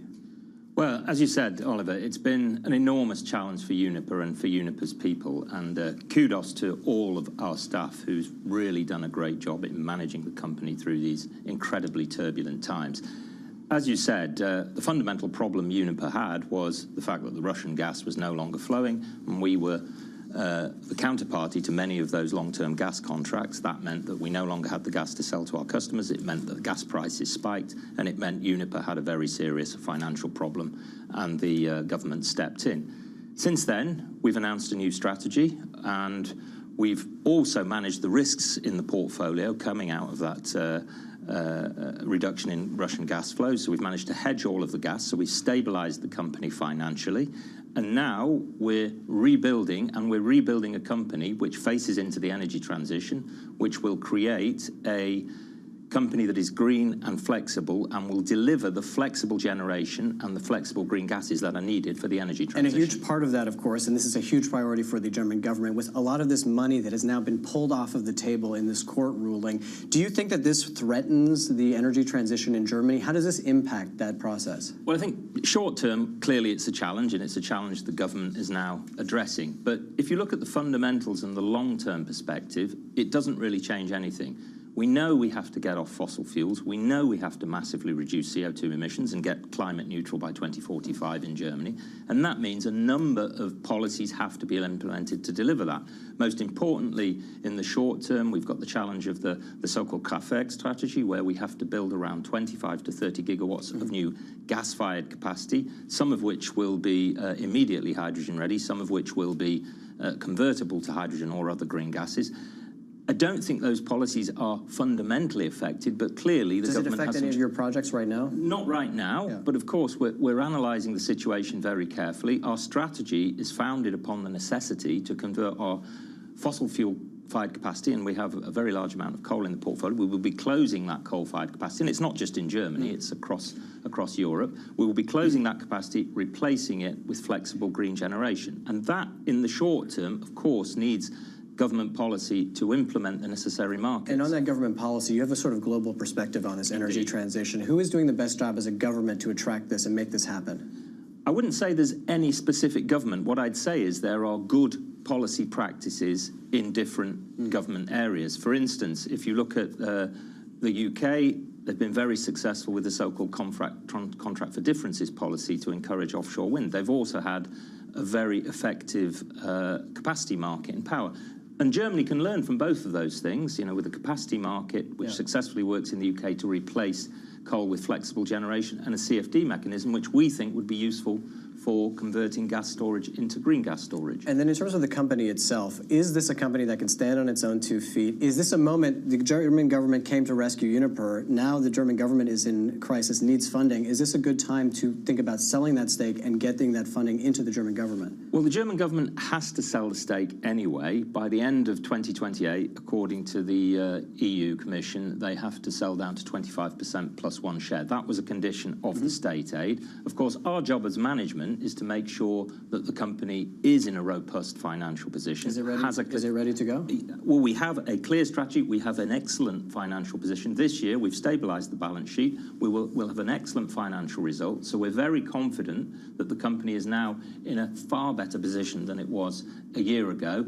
But there are a number of things that need to be done before any sale can take place. But in the end, that's a choice the German government has to make. We as management, our job is to define the strategy and execute it. But it's your job to tell them whether or not it's an advisable and a good moment to do so. Indeed, and what we're saying is we have a coherent strategy, we're starting to deliver it, and we're demonstrating that we are financially stable and becoming an environmentally sustainable company. And I want to talk about the gas market a little bit more broadly. Gas demand is not back to where it was anywhere close, and gas pricing is the big unknown. What is the reasonable gas price for this new post-Nord Stream, post-Russian world here in Europe and Germany?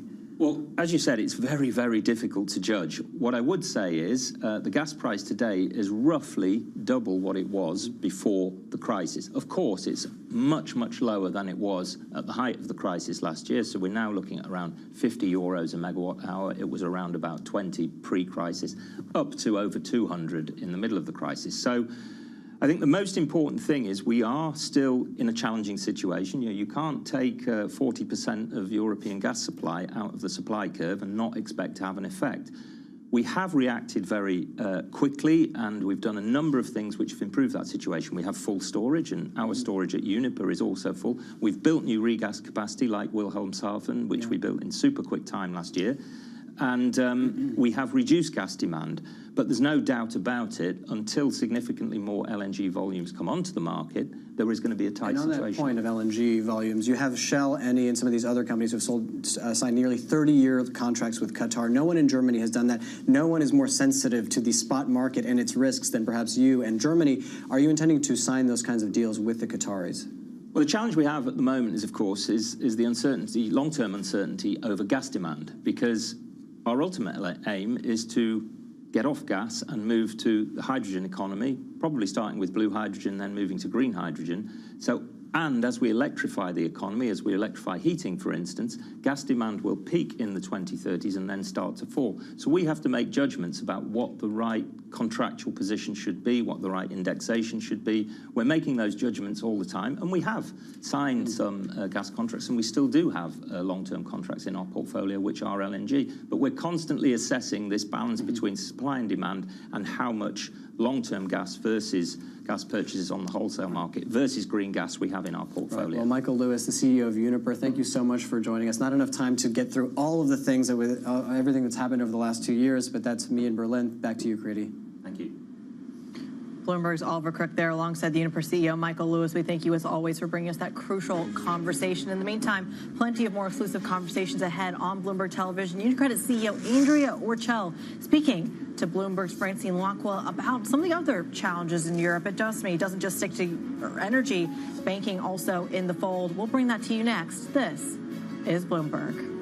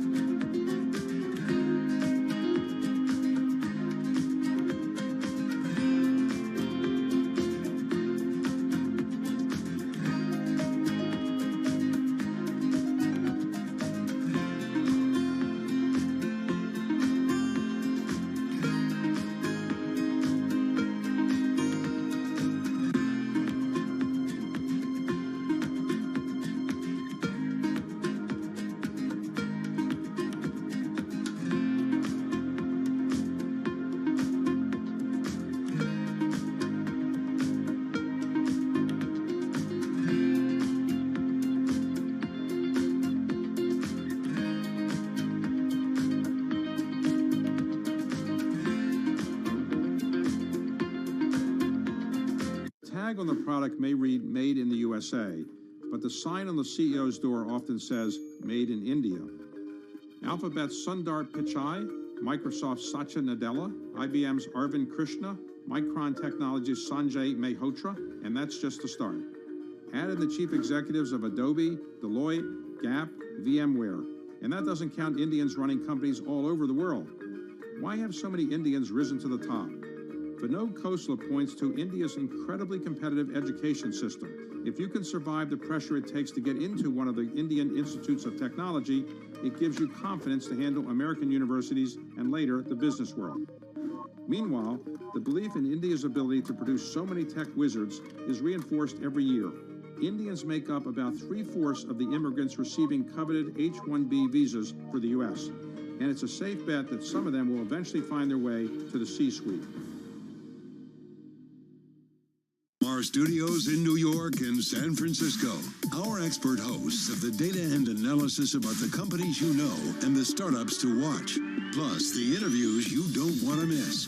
Watch Caroline Hyde and Ed Ludlow on Bloomberg Technology, the only daily business show dedicated to tech, right in the middle of the trading action. 12 p.m. on the East Coast, 9 a.m. in the West, only on Bloomberg Television, your global business authority.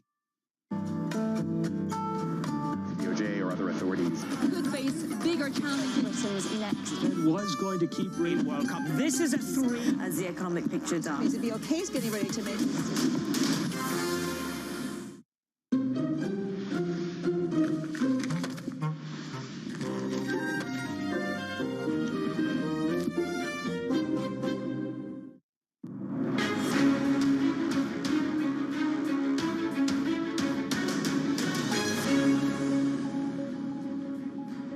France's economy unexpectedly shrinks in the third quarter while inflation eases. Traders now fully pricing a cut in the ECB's deposit rate for April much sooner than officials in Frankfurt had been suggesting. Meanwhile, in the Middle East, Israel and Hamas extend their truce just ahead of a deadline as negotiations continue for the release of more hostages and prisoners. Meanwhile, former U.S. Secretary of State Henry Kissinger, who defined American foreign policy during the Cold War, has died at the age of 100. And the conversations that matter and the insights you need, this is The Pulse. I'm Kriti Gupta in London. Look, in the last couple of minutes, we've gotten some breaking headlines here, some commentary coming out of the ECB. First off, traders fully pricing in 25 basis points of a rate cut in April for the first time. It looks like they're trying to kind of make that official through some of those swap rates. At the same time, you have a headline coming out of the ECB that they're going to be pausing those PEP reinvestments just between December 20th and January 1st, citing that low liquidity. No surprise there, just given the holiday season. That's a pretty normal thing to do, but again, will affect, broader liquidity supplied by the ECBs. That's going to be something we watch. In addition to the read-through, by the way, from the ECB into the broader European banking sector, Andrea Orchel says his ultimate ambition is to make UniCredit, one of Europe's leading banks, a bigger piece of the conversation. Orchel set on transforming the lender and European banking altogether, he spoke exclusively to Bloomberg's Francine Lacqua. She began by asking him about his journey as head of the company. I expected a lot, and I think I was probably more positive than most. But what came to pass, much more than I expected. This was a bank that have lost confidence in itself, have lost its external credibility, that very few, if any, thought could be turned around. And it did. And I think that for me it was like a call to arms, because when I see something that is that people tell me it's impossible, too many challenges, it's broken, I see possible opportunity, potential. So the first part was just convincing everybody that that was possible. And we did do it from day one. Actually, we did do it from before day one. Before I joined, I started talking to people. And we started articulating a vision for the bank, a strategy, a plan. We gelled everybody around principles, culture, and we started trusting and working with each other a lot. And you can see that in 2 years, the transformation from an industrial standpoint, block by block, we recomposed something completely different. And we've done that while delivering financial results. That eventually brought back confidence of the people internally, credibility for the organization outside, and I think a lot of momentum going in the next few years. So are you happy with the share price now? I mean, you've given a lot back also to shareholders. You're kind of, raised as one of the successes in European banking right now. Well, what I focus on is delivery. And I think if I look at the transformation of a bank and what we have achieved, redefining the model, redefining what we stand for, who we are, delivering the financial part of it, which is result. We almost multiplied our previous run rate by 4 times. And our profitability is one of the highest in Europe. Our operational efficiency, one of the highest. Capital efficiency, one of the highest. We're growing. And we've done all of that while continuing to build lines of defense for the future, continuing to invest. So I cannot not be happy. And I think I take the opportunity for thanking the people at UniCredit, because they put all their heart into it and have done much more than I ever expected. Share price will follow. You've also had to cut a lot of jobs. I mean, I think around 10,000 overall. How's morale? Well, look, I think we needed a change. If you look at where UniCredit was when we started, we were considered the laggard of Europe in the sector.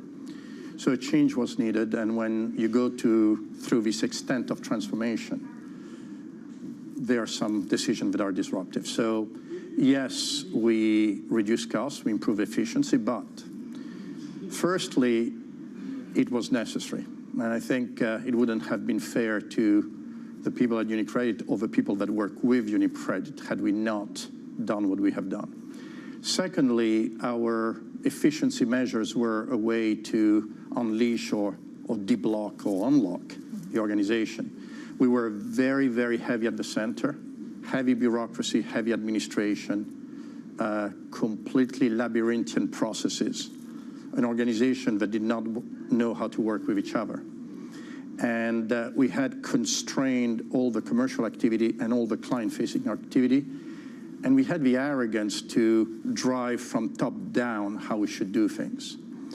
And what we did was to flip the entire model, put the client truly at the center, use the points of contact with the client to tell us what the client needed, and then go up the organization and reorganize ourselves in a way that we could be faster, more effective, and most importantly, empower the people close to the decision, albeit within a framework, but they can take the choices. You also have a lot of cash, actually, that you could use for acquisitions or, maybe something transformational.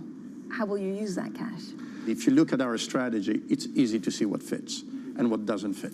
I doubt that if we ever did an acquisition, somebody would look at us and say, that's weird. That's weird. Yeah. So the question is, does it fit from a value creation standpoint? And it's not only about numbers. If you do the wrong acquisition and it doesn't add value, what we feel we're working for 3 stakeholders, our investors, will not make the value that they think they should get.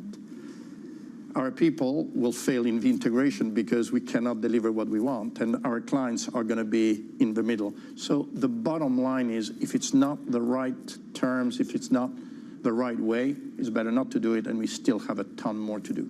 It is true, however, Francine, that yes, we do have the cash, and yes, now more than ever, we know what we can do. We've shown it on ourselves, and if we were to do something, we are extremely confident that we can extract the value from it. What size acquisition are we talking about? I mean, could this be a big cross-border? Look, I think for us what counts is reinforcing where we are. This is still a phase where we have plenty to do in the markets where we are. We never exclude anything. You never get what you want at the time you want it. But for us, what really counts is strengthening our market position, our client franchises, in certain way our factories. And most of the things we look at are within range with the usage of cash alone or very limited shares. But at the moment, as you said before, even at least we believe that the valuation of our shares is well undervalued. Cash is better than shares. How big do you want UniCredit to become? Like, if I speak to you in 4 years, will it be just a different bank because of its size and footprint? Well, I think big is risky because when you start putting big, you start thinking size over the quality and the value that you add. And therefore, I always try not to get there. But let's put it this way, Europe needs banks with market caps ahead of 100 billion. I mean, if we want this economic bloc to be an economic bloc that can hold vis-à-vis the US, vis-à-vis China, we need organizations that are bigger in scale, or we will not be able to propel it. So for everyone, I think for all my peers, etc., getting to a size that allows us to have a critical mass to support the economic growth is critical. And would this also be countering Wall Street? I think it's a different approach. I think if we look at Wall Street, they have models where obviously they mostly have their domestic market, which is enormous, and then they have global investment banks, global wealth management activities. I think Europe has lost that train, to be honest. Very difficult for us to keep up with, probably very few exceptions. I think for Europe what it is, or at least for us what it is Europe. So can we have organizations that can accompany the growth of Europe? In a way, and I tell that to my colleagues, it's a little bit responding, for us the dream is responding to Henry Kissinger question where they said, if I want to talk to about Europe, who do I call? And we would like to be part of that call. UniCredit CEO Andrea Orchel speaking exclusively with our very own Francine Lockwood there. Now, Bloomberg Business Week is also looking at how Orchel is set on transforming European banking amid the economic headwinds you are seeing right here on the continent. All you can do is read the latest, is type in MAG-GO on your Bloomberg terminal, or of course check in on Bloomberg.com. Now I want to bring you some breaking headlines here that we are getting from Turk Telecom. This is of course the massive telecom giant over in Turkey as well. And they're actually saying a couple of things here. It looks like the minister, the nation's transportation minister of Turkey, is basically saying their main operating license for Turk Telecom is looking to get renewed. They're renewing the concession in 2024. They're saying will probably be happening for about 25 years. From a shareholder perspective, this was an uncertainty that was weighing largely on the shares. Now it looks like the current license set to expire in February 2026, which of course will get pushed out another 25 years. It's going to basically help the sovereign wealth fund in terms of raising Turk Telecom's market cap after it's largely fallen behind some of its competitors. It could also be followed by some sort of secondary public offering or a direct stake sale. That all, of course, according to Bloomberg reporting. We will keep you apprised of the share move, but for now, you are seeing those shares higher by 3%. They were down by almost 1% earlier in the session. Now, coming up on the program, COP28 starts today. We will look at the top discussion points at the summit, including climate financing and progress on the Paris Agreement's goals. That conversation next. This is Bloomberg.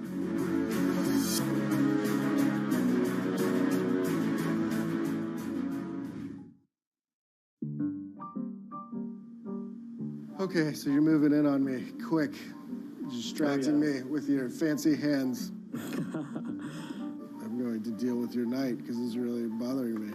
Ah, my knights. Yeah, he's a troublemaker. Yeah. What did you get up to this weekend? You know, just robot stuff.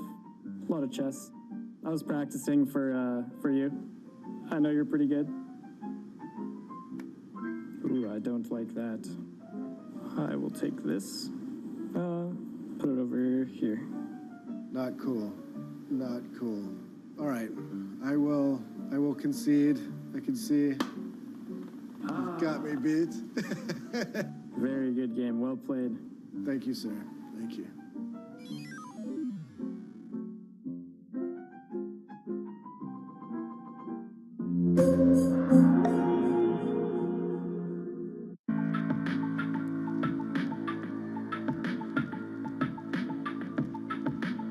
This is Bloomberg. Business Week Radio, live weekday afternoons at 3 p.m. Eastern. We got a little bit of talking. Come on, are you guys ready? Harnessing the power of Bloomberg Business Week, Carol Masser and Tim Stenivek bring you the latest news from the worlds of business, technology, politics, and more. How does the Fed play into this and what the Fed does potentially? This is so exhausting and this is so all-encompassing. Listen on Bloomberg Radio and streaming on YouTube and Bloomberg Originals. This June, in honor of Pride Month and Juneteenth, Bloomberg brings you a special equality series every Thursday in June at 1 p.m. Eastern. Bloomberg Equality, celebrating inclusion this Pride Month.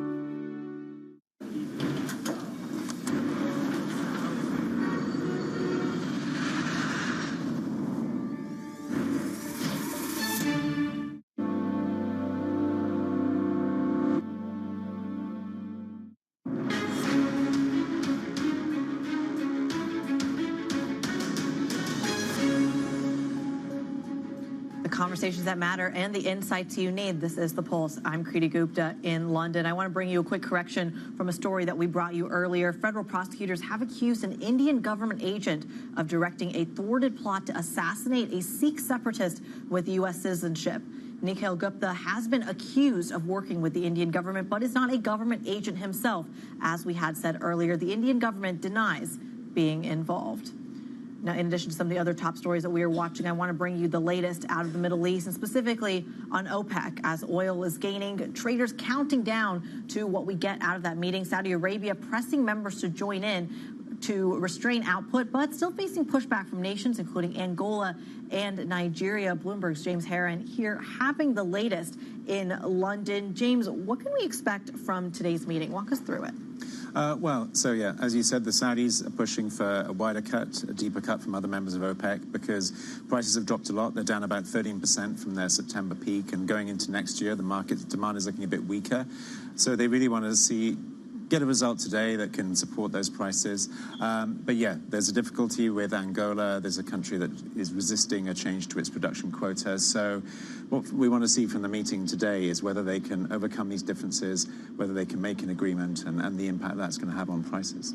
How much of an impact is going to have on prices? We talked about Angola and Nigeria, for example, which haven't been making the quotas anyway. So if you tweak what all supply that hasn't really even been put on the market, is there any upside to prices here on these production cuts? That's a very good question. And a big part of it is really already priced in, which is the extension of this 1 million barrel a day voluntary cut the Saudis have been making. I think people expect that to happen. So if there is anything extra, it's a question of are they real cuts? And earlier today we had Amrita Sen on saying that if they were to announce, say, 1 million barrels a day, maybe it would only be half that in reality because some countries are already pumping less than their targets anyway. Right, and of course Angola is a great example, but you have plenty on the African subcontinent as well, which I think almost puts so much more emphasis on the Saudi voluntary cuts as well. We'll see what comes out of that. Bloomberg's James Heron walking us through that crucial meeting for us as well. And not only the only crucial meeting happening in the Middle East right now, COP28 has officially started as over 120 world leaders gather for the conference in Dubai. Top of the agenda will be, quote, a global stock take on progress towards the goals of the Paris Agreement. Joining me now live from our Dubai studio, our very own Jennifer Sabasaja. Jen, what does the progress actually look like? Well, Kriti, it depends on who you speak with, but really what we've heard, and I spoke with the first chair, the co-chair actually of the Global Stocktake, Barbara Creasy, and the idea is that, yes, we know that we are behind in reducing emissions and even eliminating them in some areas, but what is the progress that we're actually seeing? And so the past few months have been spent talking to a lot of these countries and a lot of ministers about what it is, where they're at, and really what it looks like, any progress looks like going forward after 2024. And not just that, a number of delegates and leaders want to really decide on what climate finance looks like. Because, of course, we heard in 2009 there was the promise by developed countries to give $100 billion of climate finance to developing countries. The deadline for that passed in 2020. So now what does it look like? What does climate finance look like? And even moving forward, what does other financing look like from governments and from the public sector in order to help a lot of the global south that is struggling right now in terms of adaptation and mitigation? What are some of the areas of division? Where is the kind of sticking point of this meeting? Well, I would put climate finance at the top, and actually our team at BNEF agrees with that. They say that there could be some progress on climate finance, but really it's going to get down to the nitty-gritty details that are maybe going to be a lot of the divisions that we do see. It's unlikely that we're going to see any real progress on carbon markets or anything like that. But really, you know, the climate finance, I think, is going to be key to any sort of progress that we see. Last year, of course, the big breakthrough of the COP27 summit was establishing this loss and damage fund. But what hasn't been established is what the numbers actually look like, who is actually giving out the financing and who is receiving it. And so that is what we anticipate a lot of the discussions are going to be boiled down to. Whether or not they actually come to an agreement at the end of the summit is another question.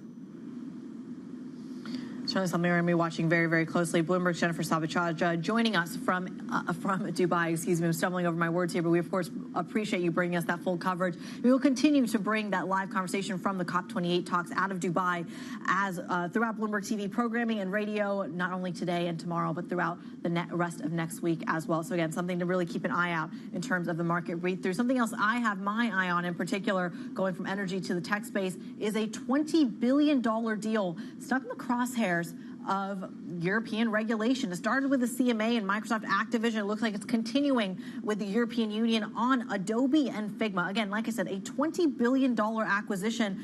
And let me just walk you through why this is so crucial. Here's why you should care. Adobe has been, of course, a massive player in things like cloud creative suites, this programming, Illustrator, Photoshop, etc.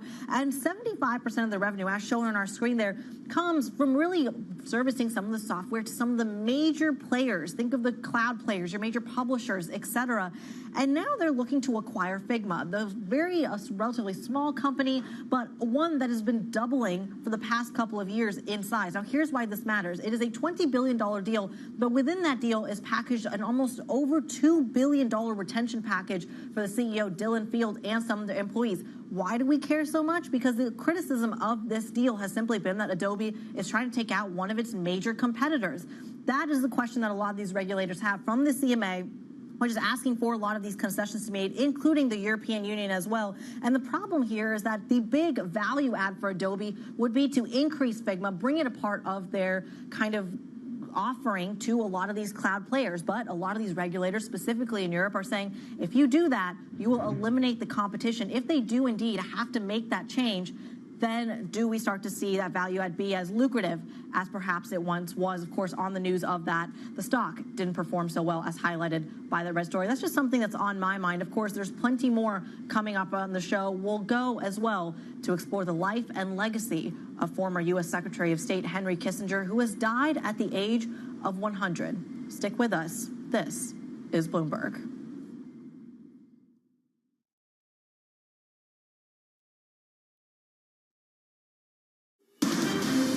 Of politics to the world of business. Every weekday at 5 p.m. Eastern Time, hosts Anne-Marie Hordern and Joe Matthew alongside Kaylee Lines deliver news, insight, and analysis live from Bloomberg's Washington headquarters. Get the latest from and about politics' biggest power players at the end of every trading day.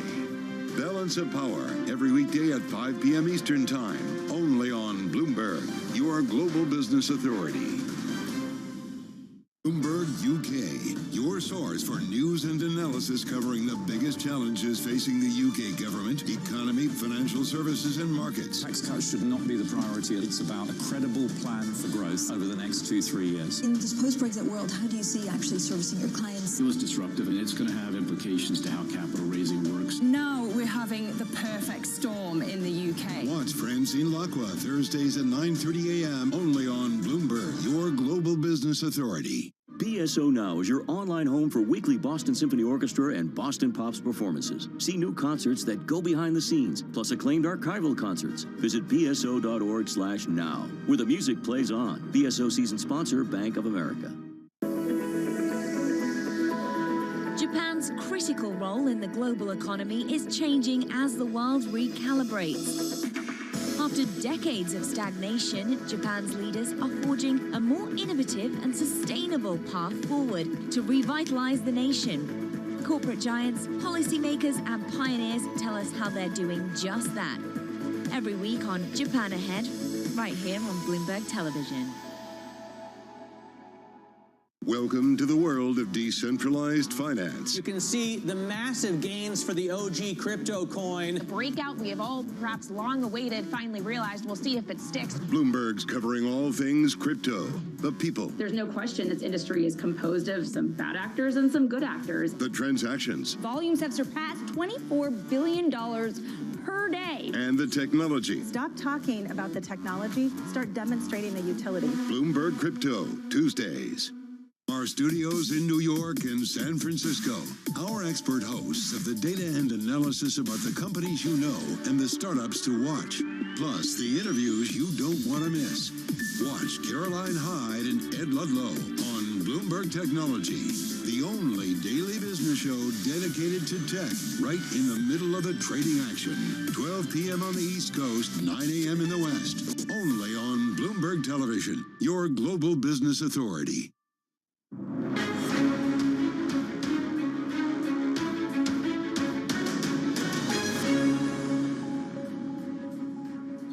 Henry Kissinger, the German-born American diplomat, has died. A child refugee who rose to U.S. Secretary of State under President Nixon, winning the praise for his role in opening China to the West and bringing about détente with the Soviet Union. Kissinger passed away at home in Connecticut yesterday, aged at 100. Henry Kissinger rose to become Secretary of State during the Nixon and Ford administrations. Kissinger drove and defined American foreign policy during the 1970s with his strategies to end the Vietnam War, contain the USSR, and open China to the West. America has never been true to itself unless it meant something beyond itself. Born in Germany to a Jewish family in 1923, Kissinger fled with his family to New York just months before the start of the Holocaust. In 1943, he returned to Germany as part of the U.S. Army and stayed after the war, working in Army intelligence, tracking down former Nazis. Returning from Germany, Kissinger obtained his bachelor's and doctorate degrees from Harvard. He first entered public service as an advisor to New York governor and presidential candidate Nelson Rockefeller before joining the Nixon White House in 1968. Working closely with Nixon, Kissinger engineered the withdrawal from Vietnam by U.S. forces and pioneered a policy of détente with the USSR, leading to the signing of arms control agreements between the nations. Perhaps Kissinger's lasting legacy will be his work opening China to the West, which began with a secret trip to the country in 1971. We knew very little about China, but they knew a lot about us. The Chinese negotiators had read everything I'd ever written. His diplomacy led to the historic President Nixon summit with Mao Zedong in 1972. Despite these successes, Kissinger has remained a polarizing figure in American politics. His adherence to a policy of realpolitik engagement with communist countries and a secret bombing campaign in Cambodia while being awarded the Nobel Peace Prize opened him up to criticism from both sides of the aisle. Throughout the second half of his life, Kissinger continued to have an active presence in both policy and business, advising presidents and secretaries of state, starting his own consulting firm, and serving as a director on corporate boards. and he remained an important voice in global affairs, often warning of risks from conflict between the 21st century's two strongest superpowers. Unless there is some basis for some cooperative action, the world will slide into a catastrophe comparable to World War I. Prior to his death, Kissinger was the oldest living former U.S. cabinet member and the last surviving member of President Nixon's cabinet. Henry Kissinger, there, former U.S. Secretary of State who defined Cold War foreign policy, of course, died at 100, leaving behind an enormous legacy for all those that follow in his footsteps. Up next, Bloomberg Brief. Danny Berger in London, Manus Cranny in New York. This is Bloomberg.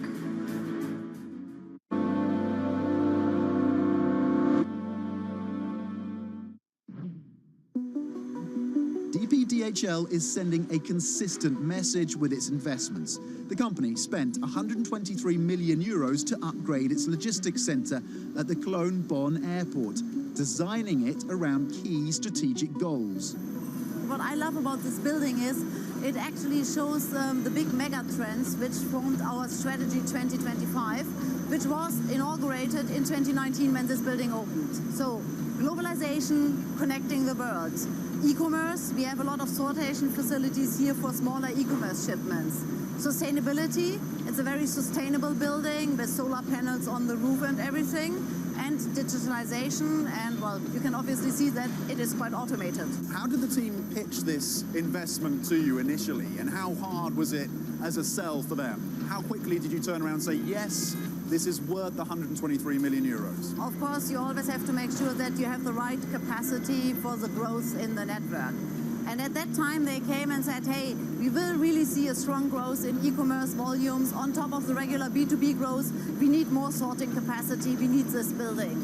And of course, there are always debates. Does it really have to cost 123 million euros and so on? But fortunately, they convinced us, because then with COVID and the volume surge, we urgently needed the capacity.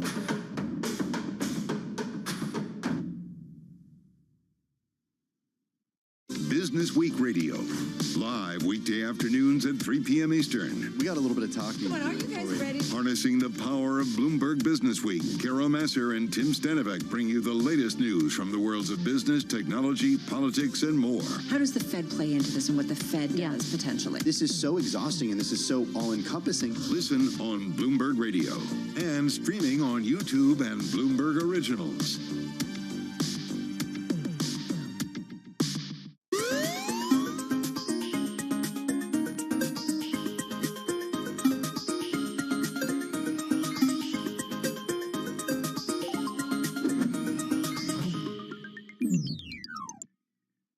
When U.S. jobs numbers are released, Bloomberg brings you crucial data at terminal speed and instant expert analysis. Nobody covers jobs day like Bloomberg. Do you think New York is as safe as it was when you were in the government? It's not as safe as it was. Crime is clearly rising. I mean, it's not back to the dark old days of, pre-Giuliani in the early 90s.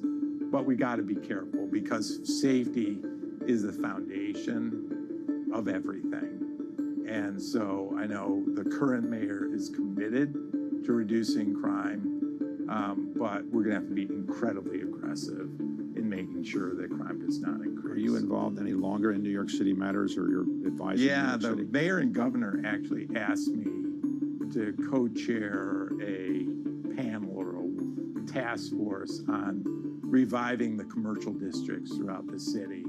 So I've been in the middle of that.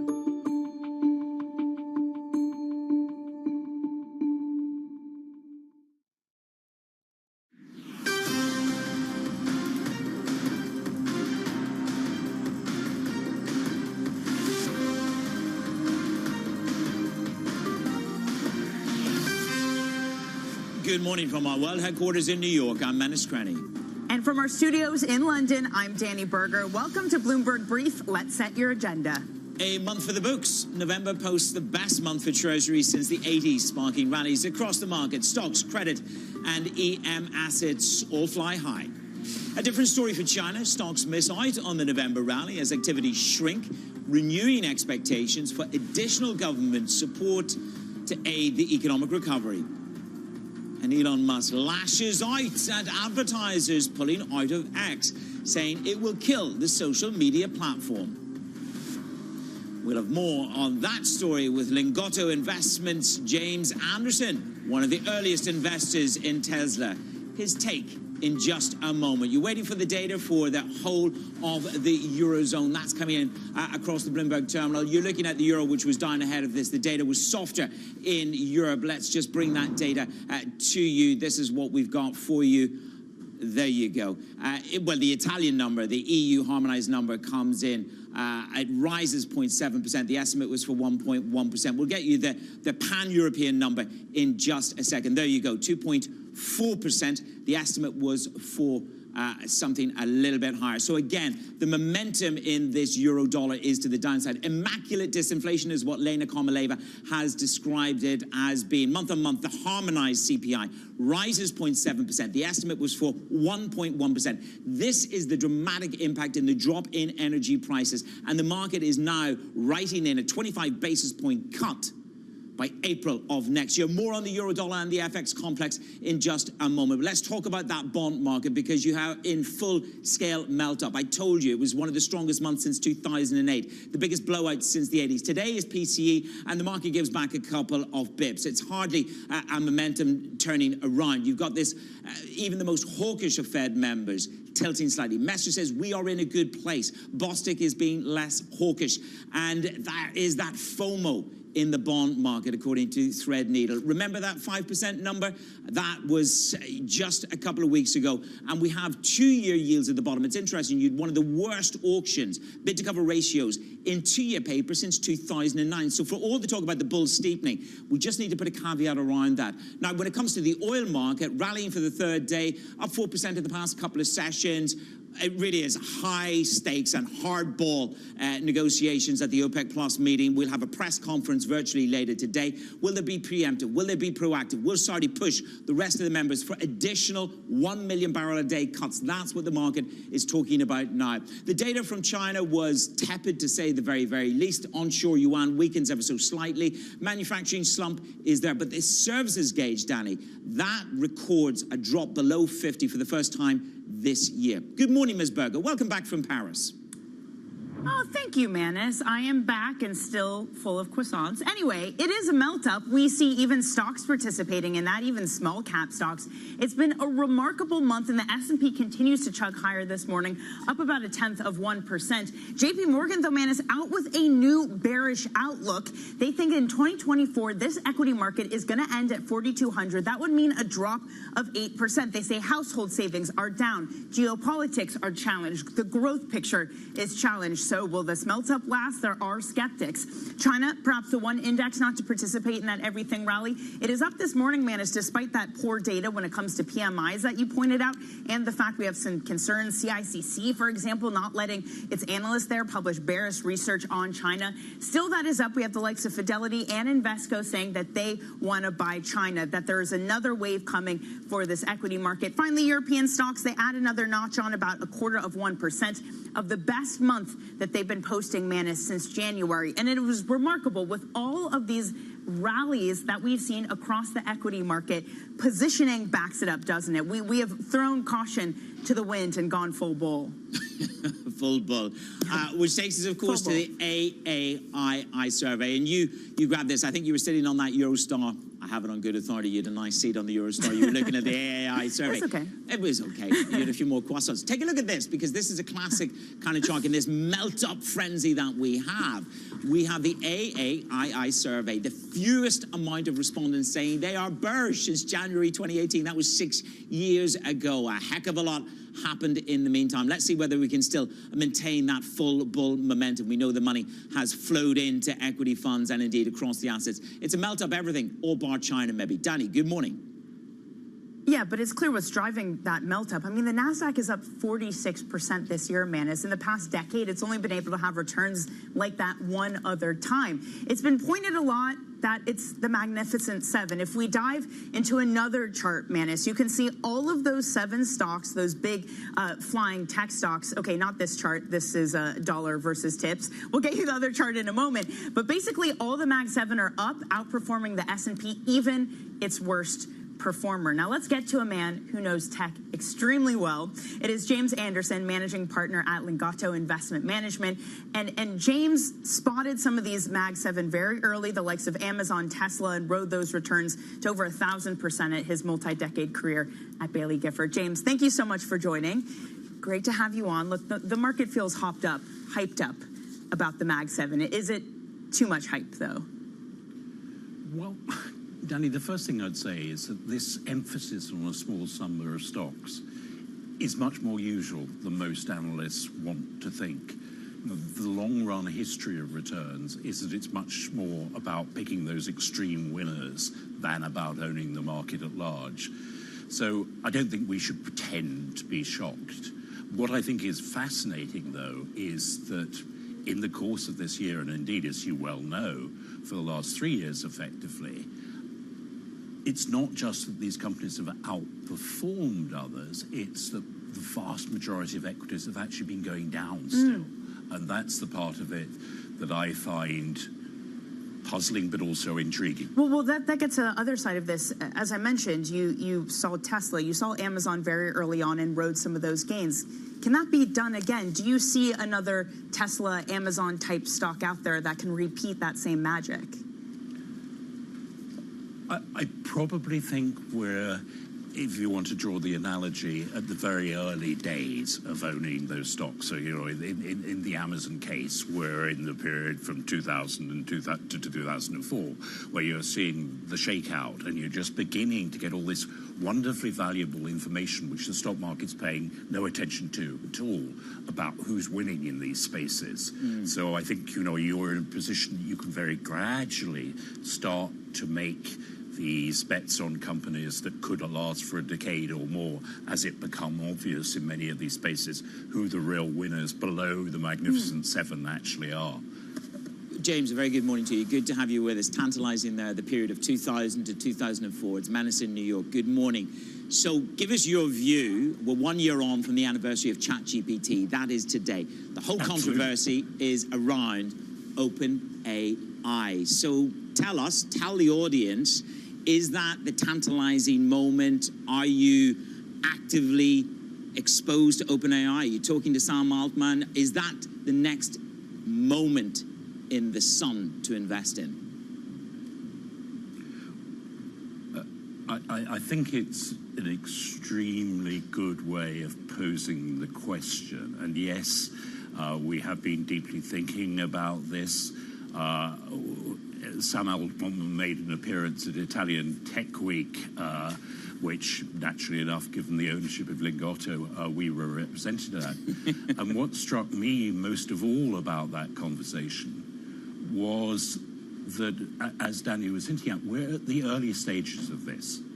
And I think even Sam Altman, doubtless he was keeping a certain amount private to himself, but even Sam Altman was basically acknowledging that there have been such surprises in the development of AI that we shouldn't be overly confident at this moment as where it's going to take it. After all, as you point out, it's a day that we celebrate 1 year anniversary. Yeah. Well, but within that, and maybe this is some of the growing pains, you do have these governance issues of Sam versus the board reshuffle. It sounds like you are maybe interested in dipping your toe in as a shareholder. If you were a shareholder, what would you be demanding in terms of governance right now after this whole debacle? Well, I think this is about the very odd structure of OpenAI, which I think our audience will know of. But I think it is clear that this is also about the pace of development and the commerciality of that development. So I see this as highly likely to be an acceleration of what's going on. In terms of OpenAI. I mean, we had Rob Arnault who said AI is a big market delusion. I'd say you take the other side of that trade, and that pricing has gone too far. Of course, we're speculating that OpenAI is worth $86 billion. That was before the implosion. Do you think moments of great existential angst at a board level, James, does it reduce valuations, those kind of valuations that have been speculated around? Does it make it a better opportunity for people to come in, or would it put you off when you see that kind of debacle at OpenAI?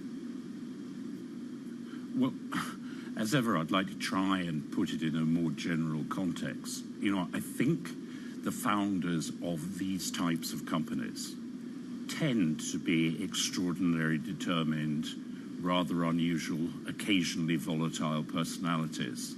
And so I think you expect a higher than average occurrence of temporary explosions within many of these types of companies.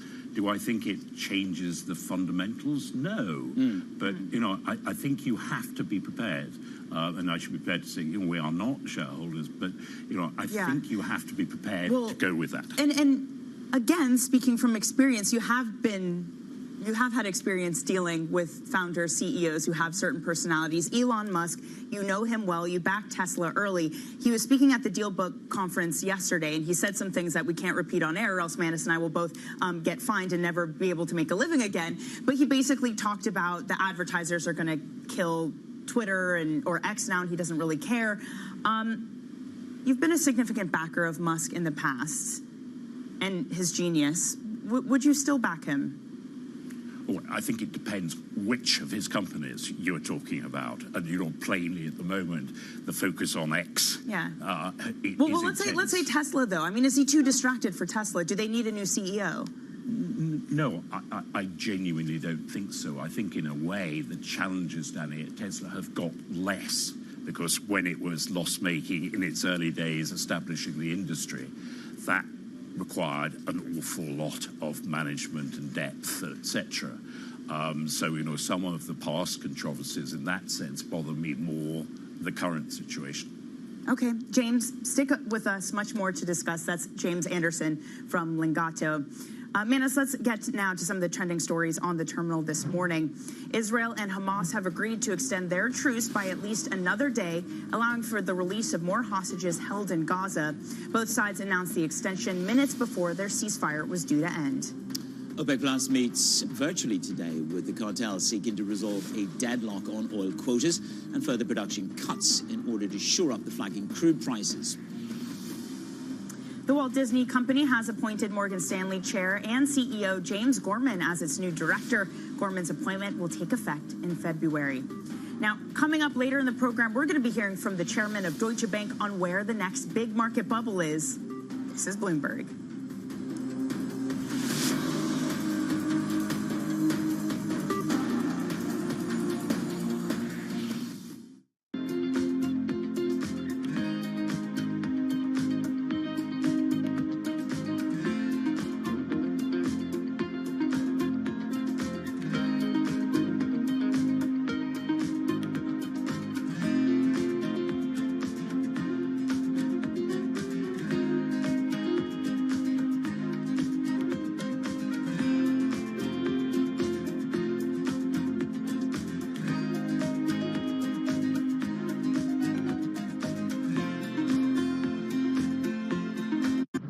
For the first, call it 18 years at Chipotle, this was you come into Chipotle along the line, you interact with the crew, and you customize your meal.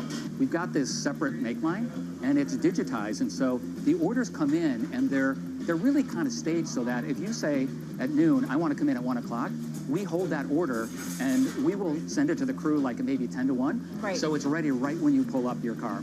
How do you manage these kind of two different staffing needs, right? Yes. And making sure you have the right amount of people Yes. at the right time. We spend a lot of time projecting sales. A lot of it is, it's part art, part science. We're trying to bring more science and more AI into it. Because if you get the right sales projection, then you know exactly what your staffing needs to be. So if you get the sales right, you can get the entire restaurant staffed perfectly. With just a couple people, our average restaurant now does about over $1 million per restaurant in digital sales.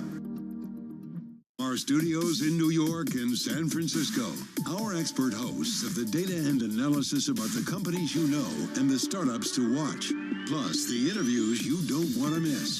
Watch Caroline Hyde and Ed Ludlow on Bloomberg Technology, the only daily business show dedicated to tech, right in the middle of the trading action. 12 p.m. on the East Coast, 9 a.m. in the West, only on Bloomberg Television, your global business authority.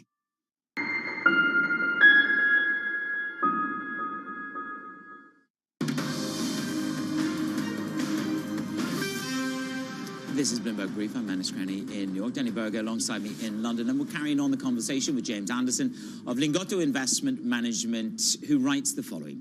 I've never been through a more frustrating and sad period in markets with such a preoccupation with macroeconomics. Finance has got to become more imaginative and less self-obsessed. He's back with us. That's heresy for the next show, James. Macroeconomics is the holy grail for the next 3 hours on Bloomberg Television, and to Danny and I as well. But that's quite a statement, you know, that you've never been through a sadder time and that we need a deep self-reflection. What do you mean by that? Because every fund manager I've had dinner with, it's very much about their own performance and their own, let's say, star-like quality. So what do you mean?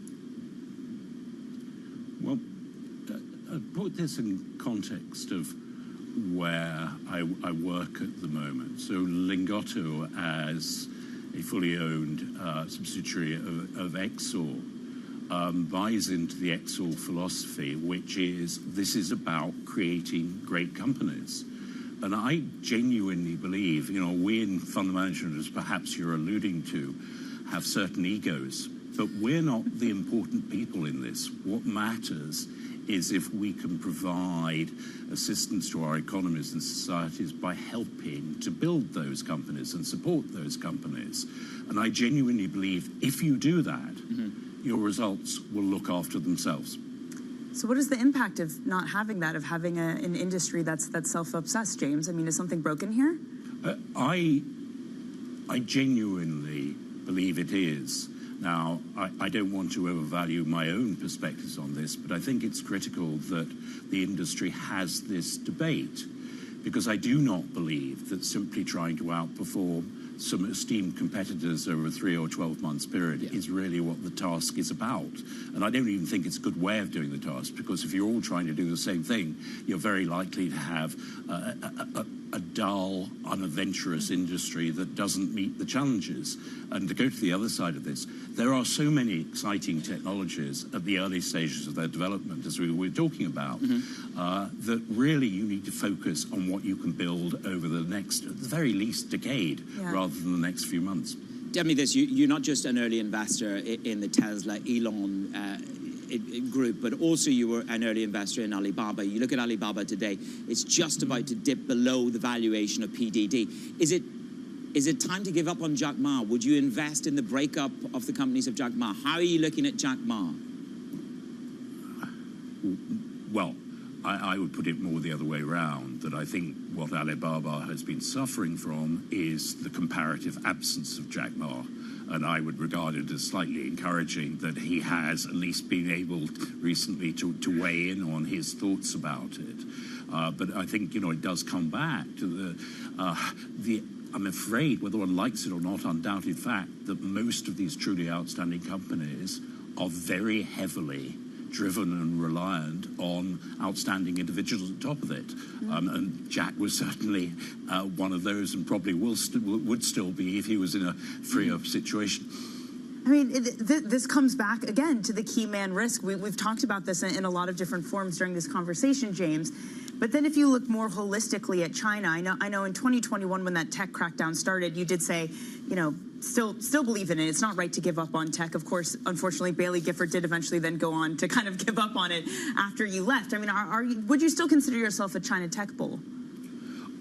I'd need to differentiate, Danny, and I won't. I'll try and be brief.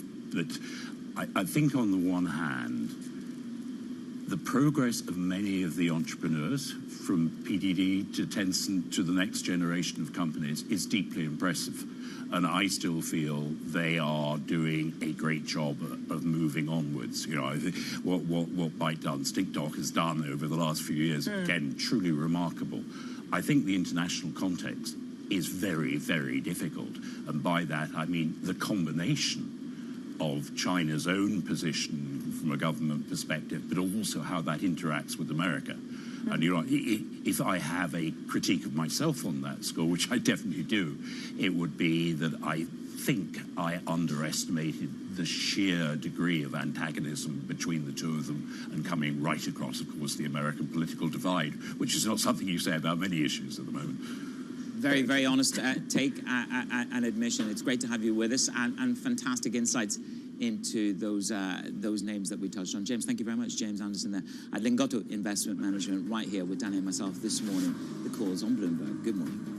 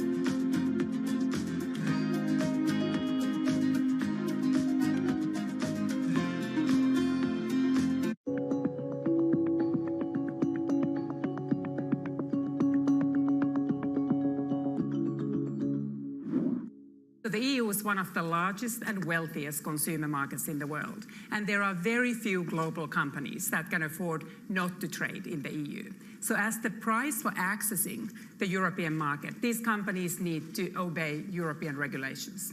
That's not surprising. But often these companies choose that they will extend the European standards across their global conduct and their global production because they want to avoid the cost of complying with multiple different regulatory regimes. So there are benefits to standardization, benefits to uniform production. So all the EU needs to do is to regulate the single market. And it's then the market forces and the business incentives of global companies that transform that EU rule. Markets countdown in Europe. From the financial centers of the world, Bloomberg Markets European Close with Guy Johnson in London and Alex Steele in New York. Real-time numbers, real-time analysis. Weekdays.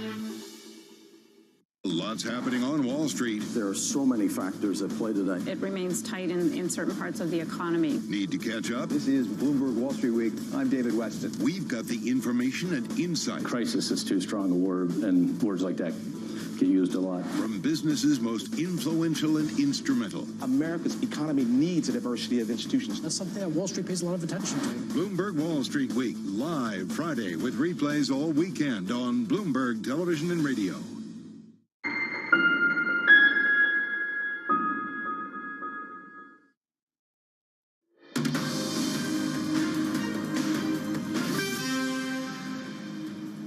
We had the UBS chair yesterday, Colin Kelleher, saying that one of the big risks is a non-banking financial institution, the debt built up there, specifically private credit. He said that there's an asset bubble in private credit. Would you agree with that? I do see that there are areas where the risks are probably taken in a different way. To talk about a general asset bubble would be too much. I think that you see clearly large institutions that are very qualified, so we should not generalize. But you don't need much of something going wrong for the confidence to go, and it's all about confidence. Just look back at the US. We had a small regional bank. Now, it was one that was well known because it had the name Silicon Valley. Yes. But VC loved it too. It was a small institution, and that institution effectively triggered, as you know, significant amount of other negative factors and confidence of customers. Because the moment our customers lose their confidence, there's not much you can do. And we've seen this exactly in Switzerland. Yep. It was a loss of confidence. Customers taking their money out. There's no way you can stop that. Just like catching a falling knife. How does that risk, though, play out with private credit, for example, where they don't have, the same issue with deposits coming out and that sort of thing? It's a good question. It's very difficult to give you a clear answer because we just don't know how big these amounts are, how they were underwritten, how much was placed into the market. We suspect pieces have been placed back into the market, but to what percentages? And also, we will always get surprises by buyers of the private credit. They will emerge out of places that we were not expecting. And that's a non-expected element that creates the crisis of confidence. And that's one thing really to watch. Is there anywhere else that you're fearful of? If that's on an asset bubble, let's say, is there anywhere else that you say, okay, that's looking too frothy? At some point, that's got to be punctured if we are heading into a downturn next year. I think this is the most common area, but it's quite a wide area. We have been speaking, of course, of real estate, commercial real estate, in particular in the US. This is not a new theme. Different ways of working, which means less offices. So there's a lot of changes taking place. And I think what we will see is inevitable that we will have some accidents along the road somewhere. Where they will take place, I don't know. But what I do know is that when they do, they will take place, and when they do take place, they will spook.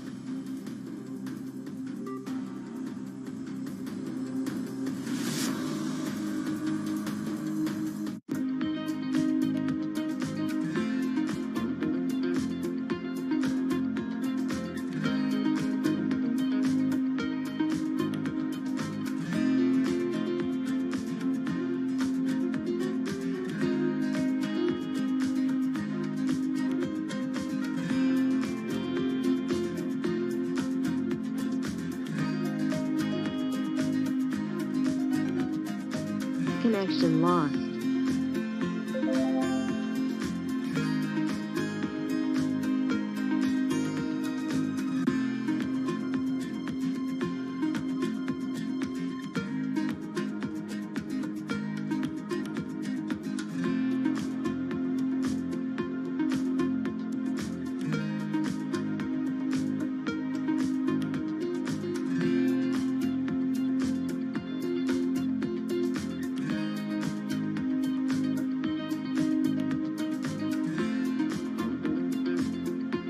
Faith in billionaire Warren Buffett. The legendary investor turns 93 this August. His signature must-read letters to shareholders have been getting shorter and shorter. This year's letter contained few fresh ideas. But most investors in a Bloomberg survey say Buffett's steady Eddie approach of buying cheap, safe, high-quality companies will beat the market. They expect returns in his investment company, Berkshire Hathaway, to outperform the S&P 500 over the next 5 years, adding to an incredible run in which Berkshire shares have returned more than 3 million% in the almost 6 decades Buffett has led the firm. Investors are also willing to pay up for Berkshire, which owns everything from the railroad BNSF and car insurer Geico to See's Candies and Coca-Cola. About 1/5 quantify the Buffett premium at more than 10% of Berkshire's stock price. More than a quarter say it's somewhere between 5 to 10%. There is one problem for Berkshire Hathaway, its size. Thanks to a bunch of cash-generating insurance companies, Berkshire has at least $130 billion in cash that it can put to work. But it needs big acquisitions to move the needle. Buffett calls it hunting for elephants. And we know Buffett hates overpaying. So that means sitting tight, patiently waiting for the right moment to pounce on the right company, which might be a drag on performance for now, but as Buffett fans know, usually works out in the long run.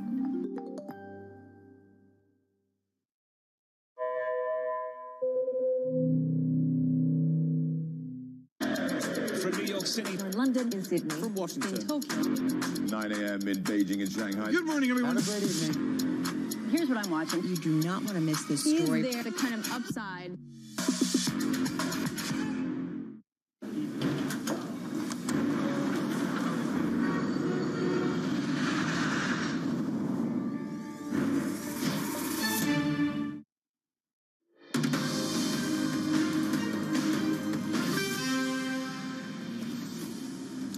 Welcome back to Bloomberg Brief. I'm Manus Cranny in New York. And I'm Danny Berger in London. Here's what you need to know. A month for the books. November posted the best month for Treasuries since the 80s, sparking rallies across markets from stocks to credit to emerging markets. It's a different story for China. Stocks miss out on the November rally. Activities shrink, renewing expectations for additional government support for its economic recovery. And Elon Musk lashes out at advertisers pulling out of X, saying it will kill the social media platform. We just heard from Lingado's James Anderson, one of the earliest investors of Tesla, who says that Musk doesn't need to leave Tesla. Actually, it's more profitable and it is safer, despite maybe some of the distractions that he has had. Now, for the meantime, in this equity market, we're charging higher again today after a slight dip yesterday, up 0.2%. But there's a lack of confidence, not in investors, but perhaps in sell-side researchers that can continue. JP Morgan is really what I'm talking about here. A new estimate of 4,200 for the S&P 500 at year-end 2024.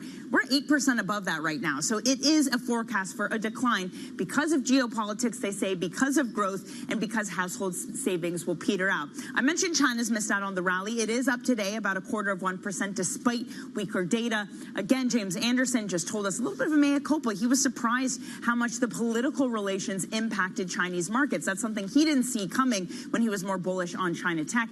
Finally, Manus, European equities moving higher by about 0.4%. There's a lot of hope, given the inflation data we've gotten over the past 30 minutes or so, that bond yields are coming down in Germany. Therefore, stocks can continue the party. Hurrah for the immaculate disinflation. I mean, that's a very sobering call, isn't it? From JP Morgan, 4,200, an 8% drop. So this sort of, roaring rally could be brought into check very quickly. Now, part of the roaring rally is, of course, what's happening with the bond market at the short end of the curve and indeed at the longer end of the curve. We've shifted to this bull steepening narrative. We give a few ticks back today. We're going to get the PCE deflator today. You're looking at a bond market which is really quite stoked. There's a tilt, isn't there, from the hawks, from Loretta Messer says, we are in a good place. Bostic is less hawkish. And you have this sort of almost self-fulfilling prophecy of FOMO going on in the bond market. And of course, the two-year auction.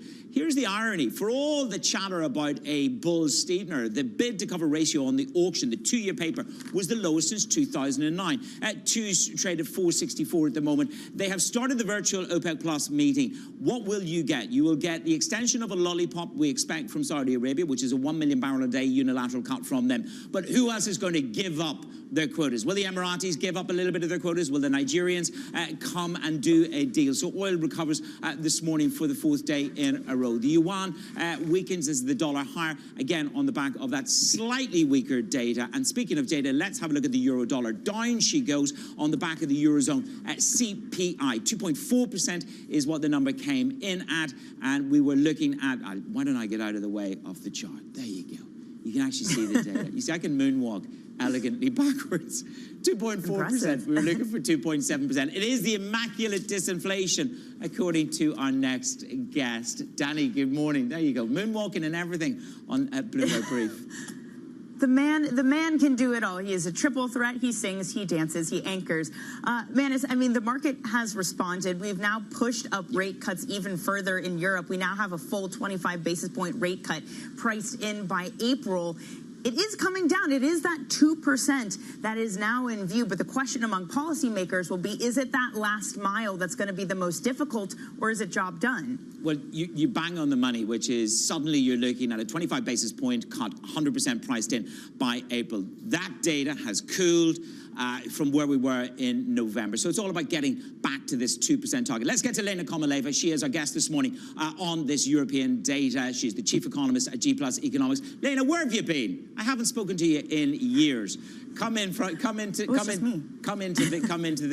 Bloomberg conversation. You say we're in immaculate disinflation. How robust is that narrative given the data you've just seen this morning? Inflation has been the most important component for bond markets, as we've seen from the market reaction and the extraordinary volatility that we've had in bond yields in the last year. So the markets have declared victory for team inflation transitory. After 2 years of accelerating inflation, we're now having inflation fall as quickly as it rose last year.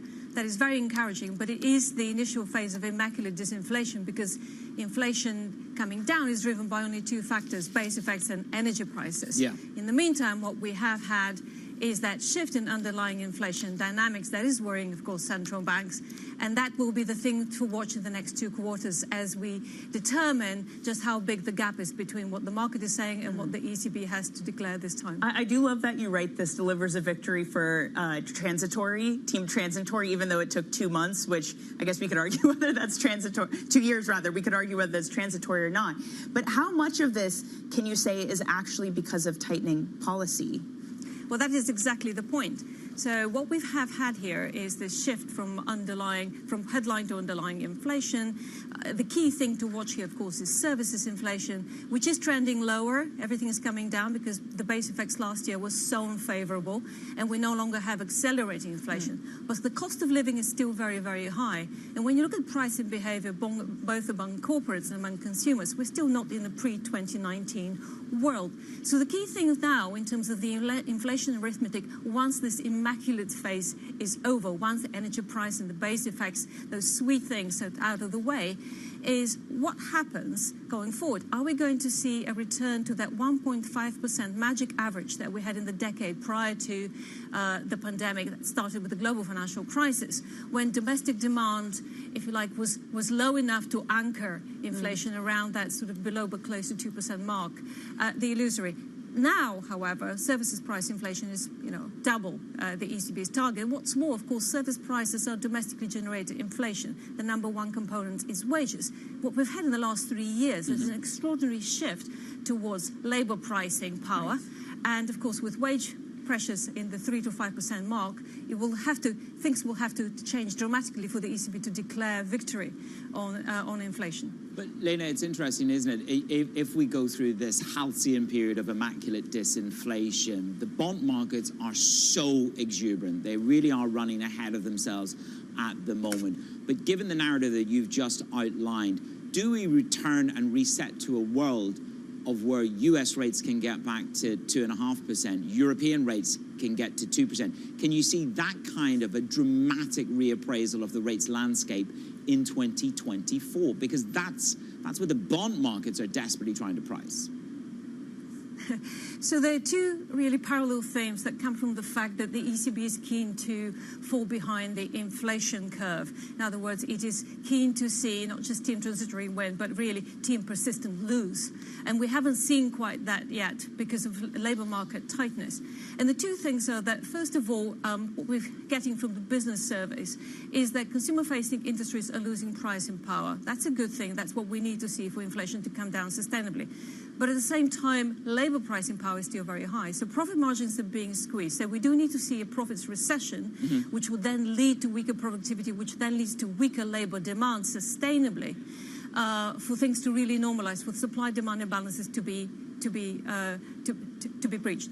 The other thing to note here is that as the ECB holds rates into 2024, but inflation is coming down as rapidly as it has done, real interest rates are rising, and they're not just back in positive territory, but they're also rising above the Eurozone economy's current realized growth rate and potential trend growth rate. So we're going to see a period of credit tightening, not just monetary, but credit tightening, which we haven't seen yet. So that sort of process of debt deleveraging, bringing the Eurozone back into demand-supply balance has to take place as well. So we need at least a couple of quarters for the ECB to be able to be confident. Well, in terms of, getting back to market pricing, you have April now for an ECB cut. I think Fed is still in June.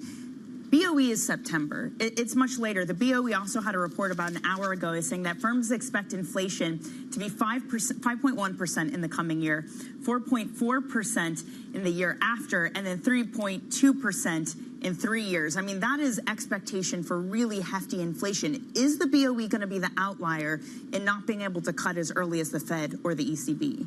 So the UK has the worst of both worlds. We have the cost shock that Europe encountered through Russia's invasion of Ukraine, and we have the demand shock through fiscal policy being so easy through the pandemic that the US encountered. So we have the best. We're also a small open economy with a currency that's much more volatile since Brexit through developments on the capital account. And all of that really compiles into the perfect headache for the Bank of England, because none of these factors are really within the bank's control and within the power of interest rates to resolve.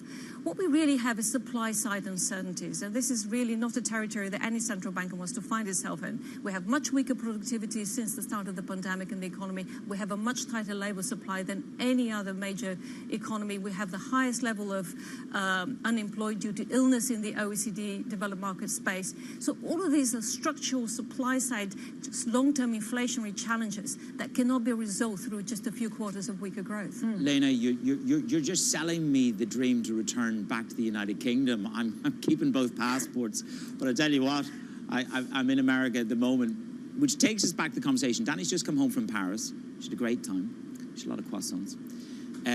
She caught up with the Deutsche Bank chairman, and Danny, his point, she was pitting two chairmen against one another. The UBS chairman saying that there is an asset bubble in private credit. The Deutsche Bank chairman, Danny, said what to you?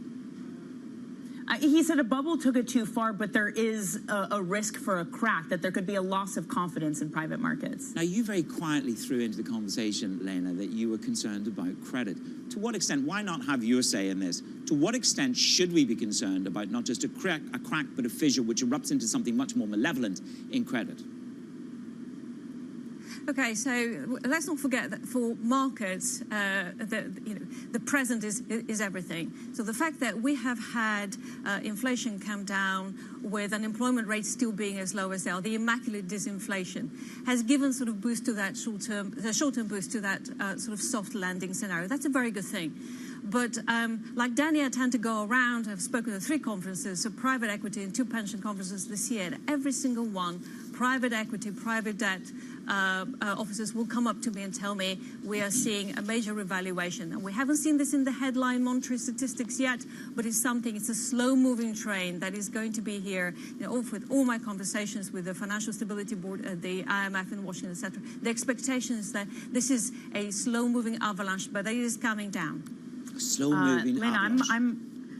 I'm also sad you've been saying this at conferences and I haven't been there with you. Tell them next time Tell them next time I need to be the moderator for this, because this is interesting stuff, and we're going to have to leave it there. So I'll see you next time on the road. That's Elena Komaleva of G+ Economics. All right, Manis, coming up, Saudi Arabia is pushing for more cuts. OPEC Plus tries to resolve its deadlock as it faces pressure to intervene in these oil markets. Yeah, just a quick snapshot of the oil markets, Danny. There you go. The pressure is on. The virtual meeting is live. There will be a virtual press conference later on. After I go to the gym, I might log on.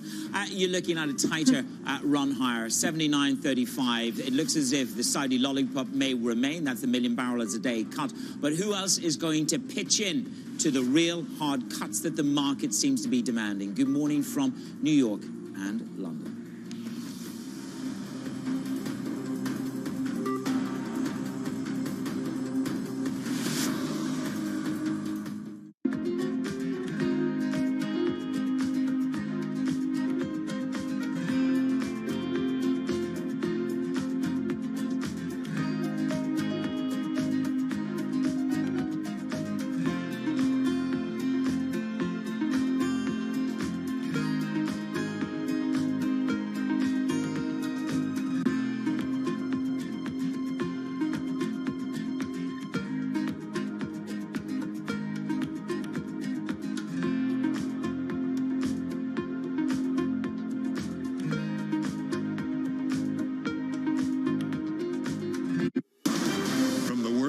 To the world of business. Every weekday at 5 p.m. Eastern Time, hosts Anne-Marie Hordern and Joe Matthew alongside Kaylee Lines deliver news, insight, and analysis live from Bloomberg's Washington headquarters. Get the latest from and about politics' biggest power players at the end of every trading day.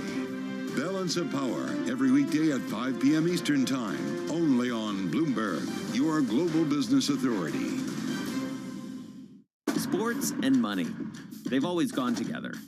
But never before have sports been so massively influential and as lucrative as they are today. NFL, NBA, none of them were what they are today when they were born. There's leagues that are being thought of and built every day. New teams, new leagues, new business models, even entirely new sports. I never in a million years would have thought this is what my life would be like. We set out to find what's happening and what's about to happen at the nexus of business, sports, and culture. Getting involved from a business perspective was something that was very natural and an easy transition for me. From the pickleball courts of Arizona, to the kabaddi tournaments in India, to the cornhole boards at your local tailgate. This is what's next in sports.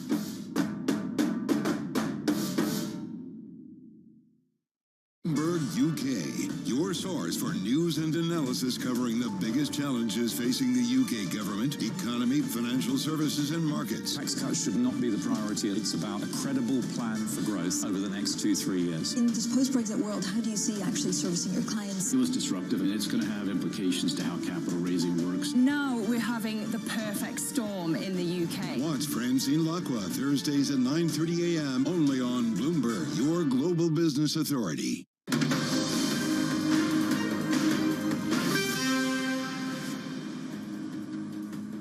This is Bloomberg Brief. Danny Berger in London, Manish Krani in New York. Now, OPEC Plus delegates have kicked off their virtual meeting. The cartel is working to resolve the deadlock on oil quotas and consider further production cuts.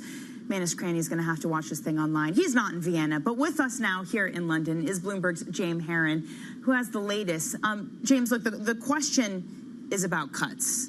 What would delivering true production cuts for this market actually look like?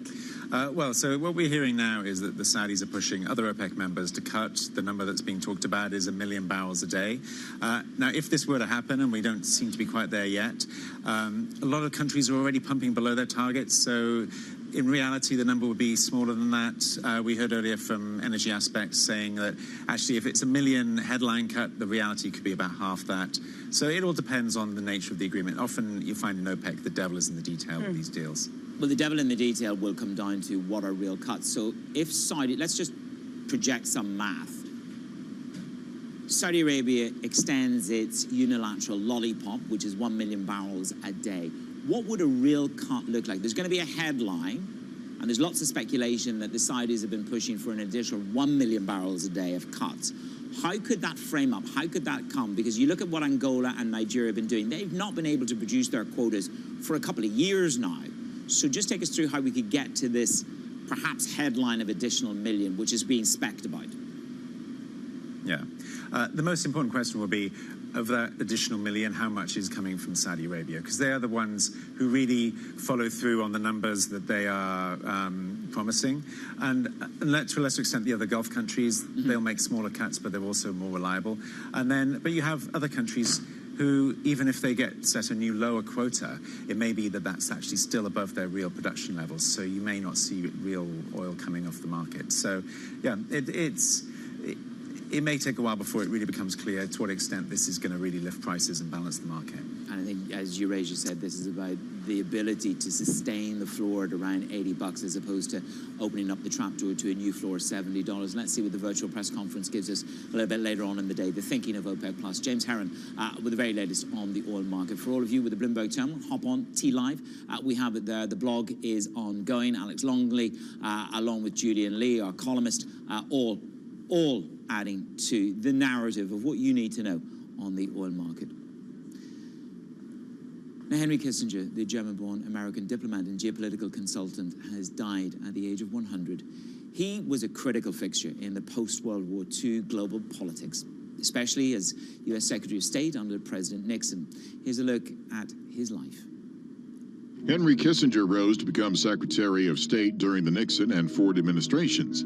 Kissinger drove and defined American foreign policy during the 1970s with his strategies to end the Vietnam War, contain the USSR, and open China to the West. America has never been true to itself unless it meant something beyond itself. Born in Germany to a Jewish family in 1923, Kissinger fled with his family to New York just months before the start of the Holocaust. In 1943, he returned to Germany as part of the U.S. Army and stayed after the war, working in Army intelligence, tracking down former Nazis. Returning from Germany, Kissinger obtained his bachelor's and doctorate degrees from Harvard. He first entered public service as an advisor to New York Governor and presidential candidate Nelson Rockefeller before joining the Nixon White House in 1968. Working closely with Nixon, Kissinger engineered the withdrawal from Vietnam by U.S. forces and pioneered a policy of détente with the USSR, leading to the signing of arms control agreements between the nations. Perhaps Kissinger's lasting legacy will be his work opening China to the West, which began with a secret trip to the country in 1971. We knew very little about China, but they knew a lot about us. The Chinese negotiators had read everything I'd ever written. His diplomacy led to the historic President Nixon summit with Mao Zedong in 1972. Despite these successes, Kissinger has remained a polarizing figure in American politics. His adherence to a policy of realpolitik engagement with communist countries and a secret bombing campaign in Cambodia while being awarded the Nobel Peace Prize opened him up to criticism from both sides of the aisle. Throughout the second half of his life, Kissinger continued to have an active presence in both policy and business, advising presidents and secretaries of state, starting his own consulting firm, and serving as a director on corporate boards. And he remained an important voice in global affairs, often warning of risks from conflict between the 21st century's two strongest superpowers. Unless there is some basis for some cooperative action, the world will slide into a catastrophe comparable to World War I. Prior to his death, Kissinger was the oldest living former U.S. cabinet member and the last surviving member of President Nixon's cabinet. A look back at the life of Henry Kissinger. This is Bloomberg.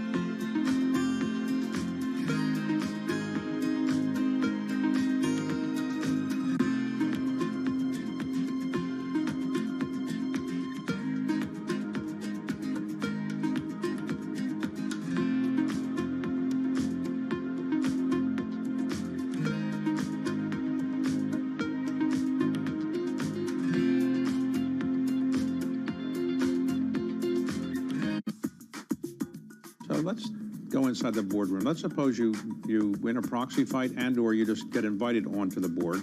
You go to your first board meeting and you're the person who's saying you can fix this company, and all of the others on the board of directors are saying, well, we're doing pretty well.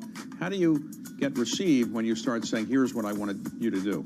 Well, first of all, we don't bring that to the boardroom. Our time is spent with the CEO, the chairman, the CFO, and share our plans with them outside the boardroom. We try never to solve an issue in a boardroom. Okay, it's always best done the day before, the week before, outside that room. We wouldn't be there if they really were doing well.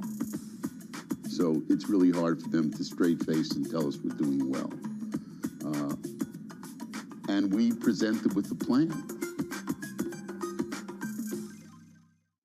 People ask me all the time, what is the key to being a really good investor? And I tell them it's to surround yourself with and work with the best investors you can find. On Bloomberg Wealth, I'm going to take you to meet the greatest investors in the world, the people that I would like to have managing my money. Today, I would say perhaps only second to AI right now, which is AI has got so much going on that folks are so excited about it. Climate tech is the hottest area to be in.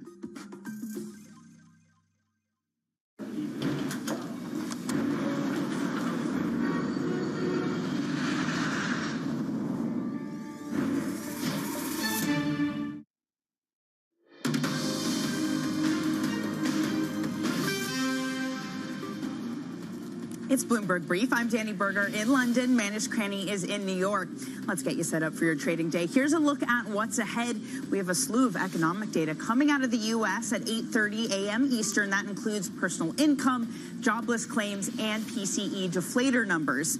Then Secretary Blinken holds a press conference in Tel Aviv, 2:15 p.m. Eastern. This is his third visit to the region since the war broke out. Then COP28, the UN Climate Change Conference, kicks off in Dubai today, expected to attract more than 770,000 people.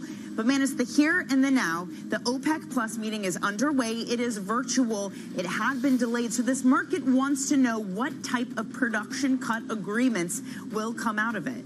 This is whether how preemptive and proactive, to use His Royal Highness Prince Abdullah's bin Salman's language, they will be. We know the Saudis are potentially on the hook for an extension of the lollipop. That's the 1 million barrels a day cut. Danny, it's a question now. We have delegates, we understand, discussing a 1 million barrel a day additional cut. Who is going to pitch in for that? Don't forget, the Emiratis are entitled to produce an additional 200,000 on their quota at the start of next year. Will they give some of that up? What will the African nations pitch in? But we are pumping at will in prices. Good morning. We certainly are, and it's perhaps this anticipation that we will get something, or the market needs something to continue that move higher in prices. You know, man, so it's interesting. We're showing natural gas there. It was higher, but options do show this confidence over winter supplies. And it gets back to the European numbers that we got today. The inflation data is showing the base effects in a favorable way. Lena Komaleva says it is here. It is the start of immaculate disinflation. It is. And she said, you know, the wage spikes that you've had, they need to cool quite aggressively. The market is now priced in, 25 basis points of a rate cut from the ECB by April. So that is ahead of the Fed. If you actually think of the pricing, that if you go on WARP and you look at the structure of the pricing, that 25 basis points putting pressure on the euro this morning. Of course, the dollar's had a pretty awful run over the past month, Danny, but this shows a new acceleration in terms of thinking of what the ECB may do relative to the Fed, Well, I mean, this is the thing. If you look at just the consumer, for example, we've talked about this. Europe loves to save. America loves to spend. You have the consumer fueling American growth. How does it make sense that the Fed would cut before at the same time of the ECB, given those dynamics, Manis? Well, this goes back to, of course, the interview that we did yesterday in terms of the Fed may have to cut in Q1. That's it for Bloomberg Brief. Surveillance is up next.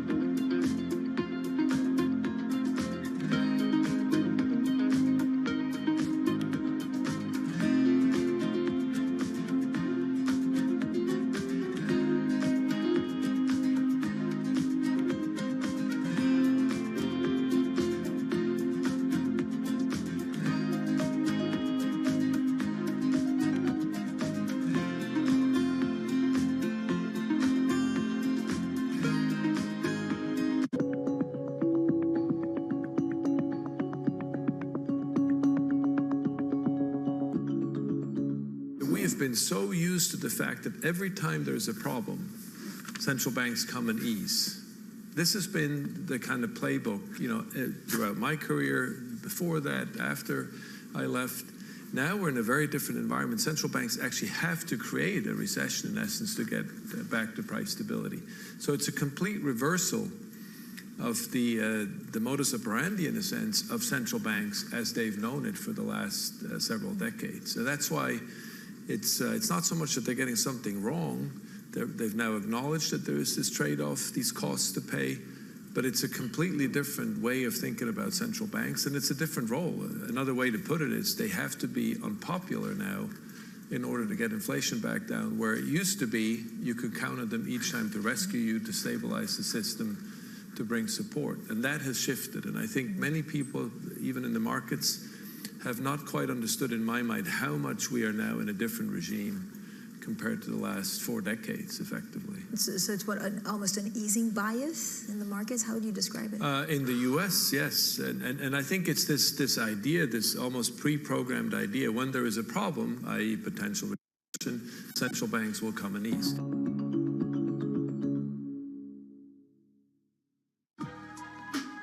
On the David Rubenstein Show, peer-to-peer conversations, I uncover the untold stories of the world's most successful leaders.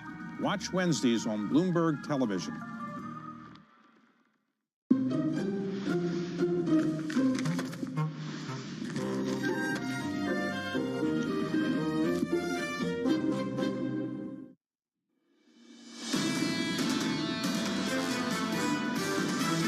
There's a lot of participation going on right now. It could be a more volatile beginning into the year, and then it should calm down. We're going to see a slower economy, but I think that companies continue to view labor as a scarce resource. Our base case is still continued slowdown on the labor market side in the U.S. We got to get a soft landing, not only in inflation, but also the labor market. This is Bloomberg Surveillance with Tom Keene, Jonathan Ferro, and Lisa Abramowitz. Let's wrap up a crazy month in November. Live from New York City this morning. Good morning, good morning. For our audience worldwide, this is Bloomberg Surveillance on TV and radio. Alongside Lisa Abramowitz, I'm Jonathan Ferro. This morning on the equity market, up 0.2% on the month. A major move. The S&P 500 up by 8.5% month to date and poised for the biggest monthly gain of the year so far. Lisa, the equity market move's impressive. Let's talk about the bond market move. 10-year yield down 64 basis points in the month of November. When you take a look at the U.S. aggregate index of bonds, you're looking at a 4% gain for the month pretty much. You're looking at the biggest monthly gain going back to 1985. So here's the why. Is it really just disinflation, or is it that the economy is rolling over? Do we hit the threshold where all of a sudden the bond rally is no longer such great news for the stock rally? We have seen that for November, that it has been a wonderful Goldilocks story. Does it start to shift? Based on this move, 5100 Binky Chatter, Deutsche Bank, sounds conservative. Based on this move this month, 5K over at RBC, 5K over at Bank of America, drumroll, JP Morgan puts out their outlook for 2024. Lisa, 4,200 price target with a downside bias. So this is somebody, I was looking at the analysts who put this out, and it's a team that has been wrong for 2 years in a row. Let's just put that out there, to be completely honest. But they're talking about what I would agree with, which is the elephant in the room. How quickly is the economy slowing on the other side that's fueling some of the disinflation that we're seeing? That is the big mystery. Right now, people are in this Goldilocks period where they don't have to think too much about that. But the rationale is not outrageous, and I would argue a lot of people would agree with it. Let's work through the rationale. Current valuation is rich. Tick, I think a lot of people would go with that. Here's the quote. The market is assuming a near perfect landing with inflation cooling without a significant impact to demand and pricing power. I think a lot of people would go with that. Absent rapid Fed easing, here's the meat of it, Bramo. We expect a more challenging macro backdrop for stocks next year, with softening consumer trends at a time when investor positioning and sentiment have mostly reversed. A lot of that has reversed in the last month. I would agree with that. I would also build on that, saying that the Beige Book yesterday, which I know you read in detail, I know that Tom is off today reading it in Tom's detail off as well. reading it right now, exactly. He's going to spend the whole morning doing it, really pointed to this weakness. And to me, I thought that was really telling, because these anecdotes seem to be driving a lot of Fed policy in a much more significant way. People are feeling concerned. They bought during Black Friday and Cyber Monday in part because of the discounts. And people are taking notice. Things are slowing, and you see that in the Beige Book, to your point. The key quote in all of that, demand for labour continued to ease. Most districts reported flat to modest increases in overall employment. Then you look to next Friday, 2 Fridays away next week. The payrolls report still expected to come in close to 200K. And this is going to be a question of either labor hoarding, backward-looking indicators, or we're all getting it wrong, because right now the divergence between goods and services continues to spread. People are not buying as many goods. People are still flying around. They are still going to restaurants. They are still doing things and getting manicures or whatever else, what other services they prefer. To me, this is the big question, the quandary heading into next year. Do we see ongoing disinflation without services rolling over? Bramo, I love you, but you might not get a job at China International Capital Corp. Did you see that story? Do you see that story? This is my favorite story this morning, and I was going to wait until later to read it, but I'll share it with you now. Analysts are barred from sharing negative comments about the economy or markets in both public and private discussions. Do you like that? Would that work for you, Bramo? An analyst over in China unable to offer any negative analysis whatsoever on the economy or markets? Are you just trying to bait me? Yes, you are. You're trying to bait me. I do love this story. Partly because what does it mean to be negative? To be skeptical? I mean, isn't that what analysts should do? Isn't that the goal of Wall Street rigor, is to basically take a look at the facts and question where there could be holes in them? I'm sorry. They also say that employees should avoid wearing luxury brands or revealing their compensation because of concerns about sort of moral hedonistic lifestyles. Yes, hedonistic lifestyles. Hedonistic lifestyles. Here's the key question. That's China. That's expected. What about Wall Street banks? Can they offer any negative analysis on China when they're trying to do business there? Controversial point. Yeah. A lot of people would say that there's a lot of self-censorship, and when there isn't self-censorship, there is other types of censorship. There's a real question at a time when there's a lot of confusion around the Chinese economy. I don't know the answer to that, and I don't think anyone does. We've already heard from Bill Lee over at Milken that there is a lot of self-censorship. He's pretty vocal about this. It's a tough time to get a clear read on an economy that is really struggling. We'll get the BlackRock view on all of this in just a moment. We won't. I'm sure he's Russ Koester is going to join us. Don't worry. Russ, we're going to talk about markets stateside. Equities right now, the scores look like this on the S&P 500, just about positive on the session, up big time on the month. We'll talk about the month of November throughout this morning and look ahead to the month of December. In the bond market, yields are higher on the session. They are much, much lower on the month. 429.55 on a 10-year, up by 4 basis points. In Europe, we can sit on this just for a beat. Inflation, downside surprise. Now we're talking about rate cuts to the ECB. Lisa, euro dollar, 109.19. So this is what I find interesting. The ECB and, frankly, the Fed got it wrong in terms of how quickly inflation was accelerating and how long it would last. Are they also getting it wrong with how quickly it's coming down? And that's really a question for the ECB. The fact that it came in so much more than expected, to the lowest rates, I believe, going back to the beginning of 2021. That's what we're all talking about. That is our new benchmark in terms of the slowing pace of inflation. Does this mean the last mile is going to be easy to accomplish? Does it come with a more significant slowdown, which we saw in France, than people had previously expected? We don't know what we're on the precipice of. They're conditioned by the first mistake. Without a doubt, they're conditioned by the first mistake. They were blasé on the way up and then nervous on the way down. Which raises a question about whether they're going to be a little bit skeptical about how quickly to cut rates. What we're going to look at today is the ongoing story of disinflation, perhaps personal income and spending, as well as core PCE and initial jobless claims. We'll talk more about the jobs market later. Core PCE may come in at the lowest pace since, drumroll, early 2021. How much are we looking at disinflation that has legs versus just simply year-over-year comps that will get more challenging come next year? Today, OPEC Plus is going to meet virtually. All the delegates, or a lot of them, are at COP28, sort of an interesting juxtaposition as they're talking about the increasing demand for fossil fuels at the same time that they're trying to cut carbon emissions. I am curious how much more steeply they're going to cut production than previously expected due to a fall off in demand, as they've been talking about. At 9:15 a.m., New York Fed's John Williams is planning to speak. It has new interest to me, actually. I want to see if he actually gives any indications of the parameters for rate cuts, John. The language has changed. Just a subtle shift, right? Started with Governor Waller. I'm with you. Let's see if we hear it from Williams and hear it from Powell tomorrow. That basically all that they need to see is inflation going roughly back down to target, and then they can be more aggressive with rate cuts. So let's get the conversation started. Joining us now is Russ Koester, Global Allocation Fund Portfolio Manager over at BlackRock. Russ, I'll park the China stuff. We'll focus on things stateside. Massive move higher in the equity market anytime this month. Up 8.5% on the S&P 500. Big move lower in bond yields. Russ, talk to us about how you've participated, made some moves in the last 4 weeks. Well, good morning, John. You know, we have been raising our equity beta, and as you point out, this has been an extraordinary November. And, you know, the S&P, you mentioned the numbers. If you look at other parts of the market, if you look at small caps, semiconductors, early growth, they surged even more. Now, what's going on? I think there are a couple of things. The first, the obvious one, is the rate environment changed very abruptly from where we were, 5 weeks ago. But the other thing that's worth noting is that this snapback is coming after an exceptionally weak period in August and September and October, not just for stocks, but also for bonds. So a lot of what we've experienced is a reversal. Now, we think this can continue for a bit.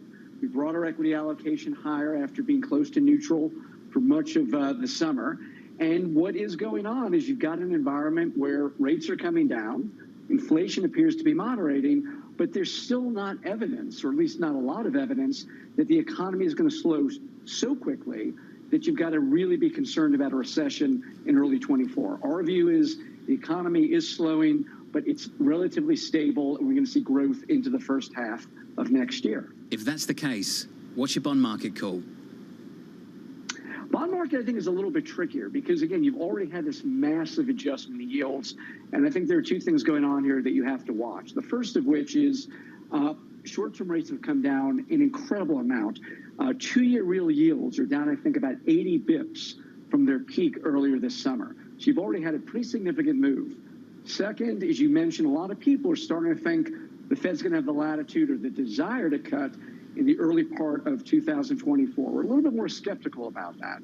Still think cuts are more likely in Q3 than Q1 or Q2. And then finally, as we've all been sort of wrestling with the last few months, we still have an environment where bond issuance is at a record. So even if the Fed does start to pull back and they're not as worried about inflation, you do have to think about what is the effect on the long end of the Treasury curve of all of that supply. Is this a good scenario for risk assets? Because honestly, a lot of people would listen to what you're saying and say, well, you don't have this sort of tailwind from Fed rate cuts, but you do have the hangover of just generally slowing growth and people reassessing exactly how much potential there is in the economy. I think it's an environment that can still produce, decent equity gains, but it really depends on what part of the market you're looking at. At least I completely agree. But it's very hard to argue the economy is not going to slow, particularly from that very heady pace of growth we had in Q3. The consumer is starting to moderate. Again, we don't think we're looking at a pre-recession.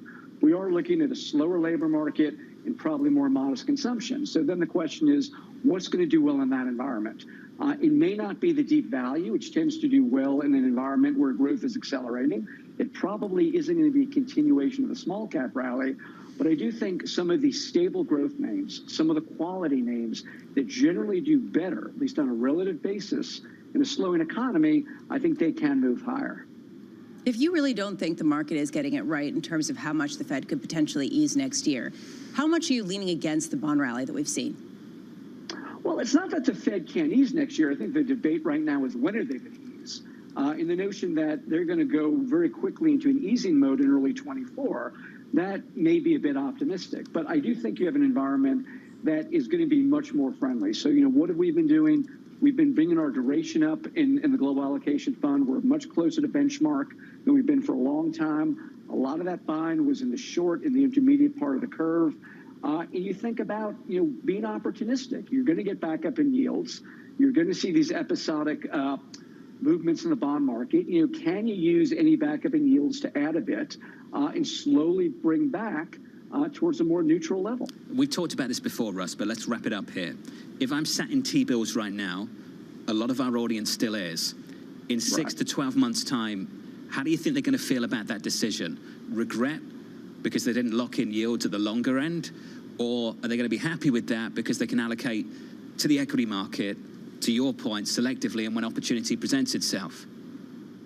I think what you start to do is you start to put that money to work. I mean, again, it's never the case that the market signals all clear and you go from being 100% cash to 100% invested.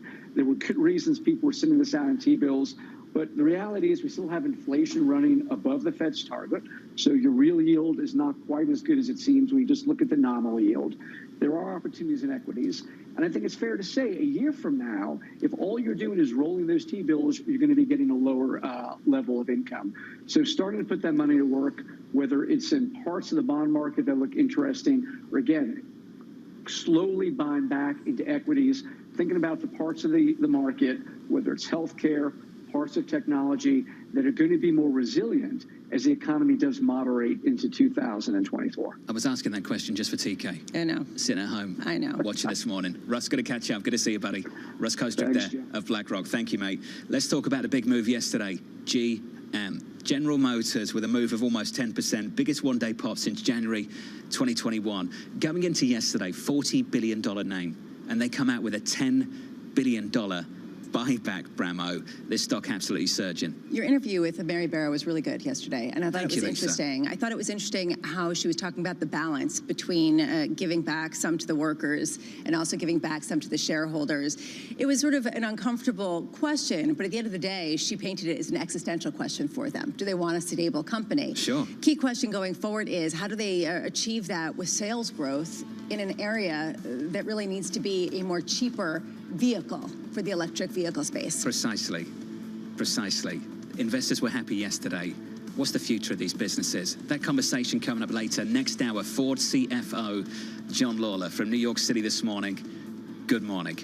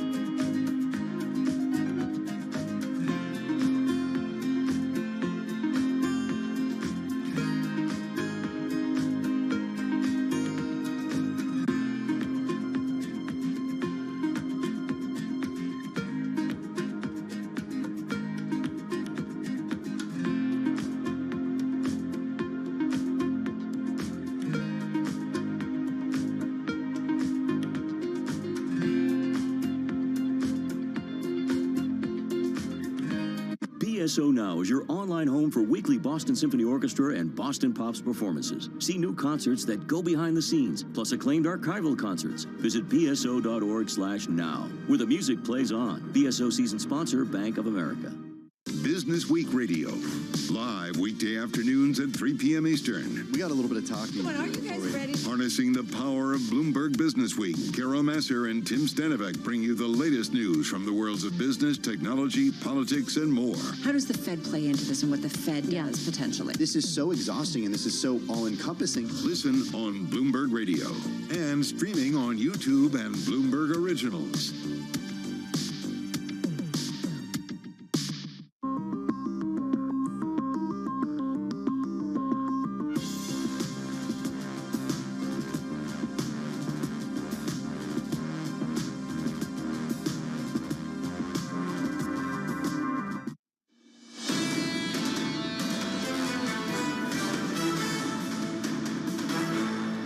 Live from New York City this morning. Good morning. Welcome to the program. The scores look like this morning. Equity futures positive by 0.2%. Up on a session, just a touch. Up on a month, big time. Not just on the S&P 500, on the NASDAQ 100. Double-digit gains on the NASDAQ 100, Lisa, for the month so far. And yes, this is coming off double-digit losses, but not by much. It's gained more than it's lost, and there's a question here about how much this is just underpinned by the bond market move versus real technological advances and the fact that these companies will own our lives. I mean, at a certain point, have you gone into an Apple store, seen how much you've spent, and then been like, yeah, they're going to rule the world? That feels personal. I don't know, just theoretically. That wasn't the last week at all. No, not at all. To the bond market. The FX market, off the back of the bond market, much, much weaker dollar. Yeah. Yields lower. Just wonder how quickly now that conversation shifts from the Federal Reserve to the ECB after the move we saw this morning. Exactly what I was going to say. People thinking that this disinflation wave kind of and the greater weakness than expected isolated to the U.S. Now that it's not, now that it seems to be much more global. And the ECB, which have been saying we need to do more and we need to be doing more, and everyone's saying, no, you don't. You're actually going to be cutting more aggressively. Does that change the dynamic and make it more whippy in the next couple of months? Isn't that the way it always is? The market tells the Fed when they're going to cut. The market tells the ECB when they're going to cut. They're not right all the time, but ultimately that's how this plays out. If you think about it, if nobody really has a full understanding of where we are, if you think about the collective democracy of markets, if you believe that there is enough sort of free price discovery to create that, then isn't that a logical way to look? Yeah, Janet Henry, by the way, HSBC, is going to join us shortly. We're going to catch up with her in about 10 minutes' time, so look out for that conversation. The news yesterday evening, I'm sure most of you are up to date. Foreign policy giant, Secretary of State in the 1970s, Henry Kissinger has died, aged 100. I'm pleased to say we can catch up with Norman Rule, the former senior U.S. intelligence official and non-resident senior advisor at the Center for Strategic and International Studies. Norman, first of all, to you, sir, I know you knew Secretary Kissinger. Can you just help us understand how his approach to foreign policy changed everyone else's approach for the decades afterwards? Yes, good morning. Well, Henry Kissinger was a titanic, if controversial, figure who brought to his work a sense of the importance of a balance of power. He was a creature of a very interesting time, a Jew in Nazi Germany, a military intelligence officer in the Second World War, a scholar during the most dangerous days of the Cold War. His background in the Congress of Vienna of 1815 and that period gave him a sense of the importance of ensuring that key powers found war less palatable than engagement. And also he brought together a sense of the United States would triangulate, have closer relations with key powers than they would with themselves to enable that process to continue. Since that time, every Secretary of State has attempted to emulate Dr. Kissinger's approach, but no one has achieved his extraordinary successes. Henry Kissinger was a highly polarizing person. A lot of people point to the fact that he kind of rejected idealism and really was a pragmatist and really talked about the goals that you ended up achieving rather than the methods of how to achieve them. Where does that play in the strategy of foreign policy today in America? Well, Henry Kissinger's quote on that issue, I think, probably would be a country that seeks moral perfection in its foreign policy will achieve neither that perfection nor security. And I think we see a sense of this in the United States today and in how it deals with the world. There are key core interests. There are lesser interests that can be discarded or at least put aside for the moment. And I think that's how the Biden administration is approaching the world. China, climate change, international institutions, avoiding conflicts which would disrupt the U.S. economy. Do you think that society has shifted dramatically enough to not really go along as much with that type of ethos as it did in the 1970s? I was going to say, how much has social media changed the picture? How much has the immediate imagery? Is there some kind of shift in the population that makes that difficult? It's certainly a very different world, but I think we need to recall that 1968 and the late 60s in general were an extraordinary time in U.S. And European society with the protests against Vietnam, the protests against our U.S. actions in Cambodia, the U.S. actions in Chile. I mean, this was also a very polarizing figure, and he was able to navigate through that period, which also included Watergate, to achieve the successes with the Soviet Union, China, and the Arab peace disengagements, which have lasted 50 years.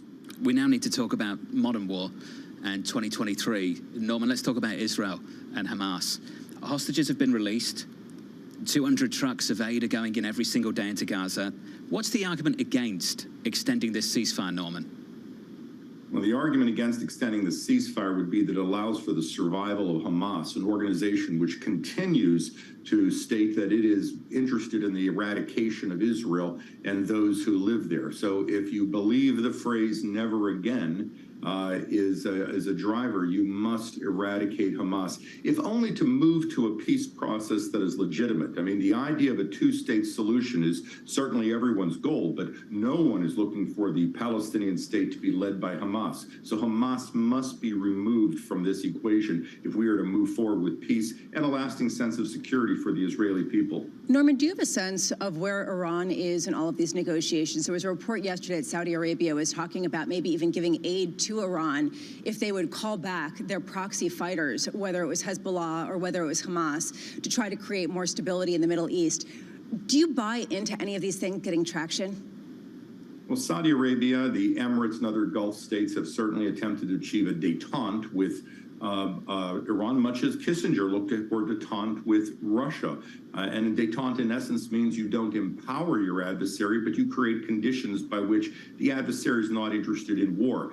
with Saudi Arabia and the Emirates and others, there is the issue of U.S. sanctions. So there is a limited amount of engagement in which they can put forward to Iran. Iran has multiple incentives to continue its current efforts in the region, but very few drivers for involvement in the conflict itself. And I think over time, what we're watching is that Iran is not a winner in this conflict, that its allies have not been able to change the military balance, and it risks losing its primary Sunni proxy partner. 2 words, eradicate Hamas. Norman, what does that mean in practice? It means eradicating Hamas's senior leadership, the operational leadership, but it doesn't mean destroying 30 to 40,000 fighters who, by the way, will remain heavily armed in the post-conflict environment. And those fighters and their indoctrinated families and culture must be dealt with if we're to prevent the rise of a Hamas 2.0 or an ISIS. And in the Arab world, and I've spoken with a number of senior Arab officials, they have a concern that this conflict could produce exactly that, not only in Gaza, but in places ranging from Southeast Asia to sub-Sahel Africa. So their comment is we've got to avoid this turning into another problem, just as Al-Qaeda turned into ISIS. Norman, you said that these fighters are still going to be there and heavily armed, that some of the sentiment and education has to be dealt with. What do you mean? How is that accomplished? Well, there is a track record for this. Saudi Arabia, the Emirates, have actually an excellent record of de-radicalization, and we've learned a lot from them as they've dealt with their own culture and the region as well. But this requires giving the Palestinian people a sense of hope, a sense of security, and dealing with the witch's brew of multiple Palestinian splinter organizations, most of which are dedicated to violence and the destruction of Israel and the United States. With that in mind, Norman, just a final question from us. How do you expect the nature of this war to develop, to change in the coming weeks and months? This remains a likely long-term conflict, although it will play out not necessarily in terms of a traditional war. There are so many factors in here that need to be put together. I think the United States will focus on hostages, return of hostages, preventing an expansion of the conflict, laying the groundwork for the future. But beyond that, I think we're off the map, and we should have a lot of patience and look for a lower intensity conflict that protects civilian lives while eradicating a terrorist organization. Norman, thank you, sir, for your contribution. Always valuable. Norman Rule there of CSIS. Lisa, eradicating Hamas is something that comes up in conversation all the time. In practice, it is so much more complex. It's just easy to sit here and say eradicate Hamas. To Norman's point, there's a lot of work and effort that has to go into that over time, for a long period of time. Yeah, and basically talking about how it's important to get rid of the senior leadership, although they're disparate, right? And they're different factions within the Hamas leadership. But then you're going to have heavily armed individuals who have been fighters. And how do you transform a society into a new ethos? It is unclear to me how this is achieved, and I think it is unclear for everybody as they try to figure out what's next. More still to come on this program, including a bit of a rant yesterday about certain advertisers. That's one way of putting it. On X. We'll be talking about that in just a moment. Not with Jenna Hendry of HSBC. She'll be talking about the global economy. We'll catch up with her in just a moment. From New York City this morning, good morning to you all. Stocks are just about positive.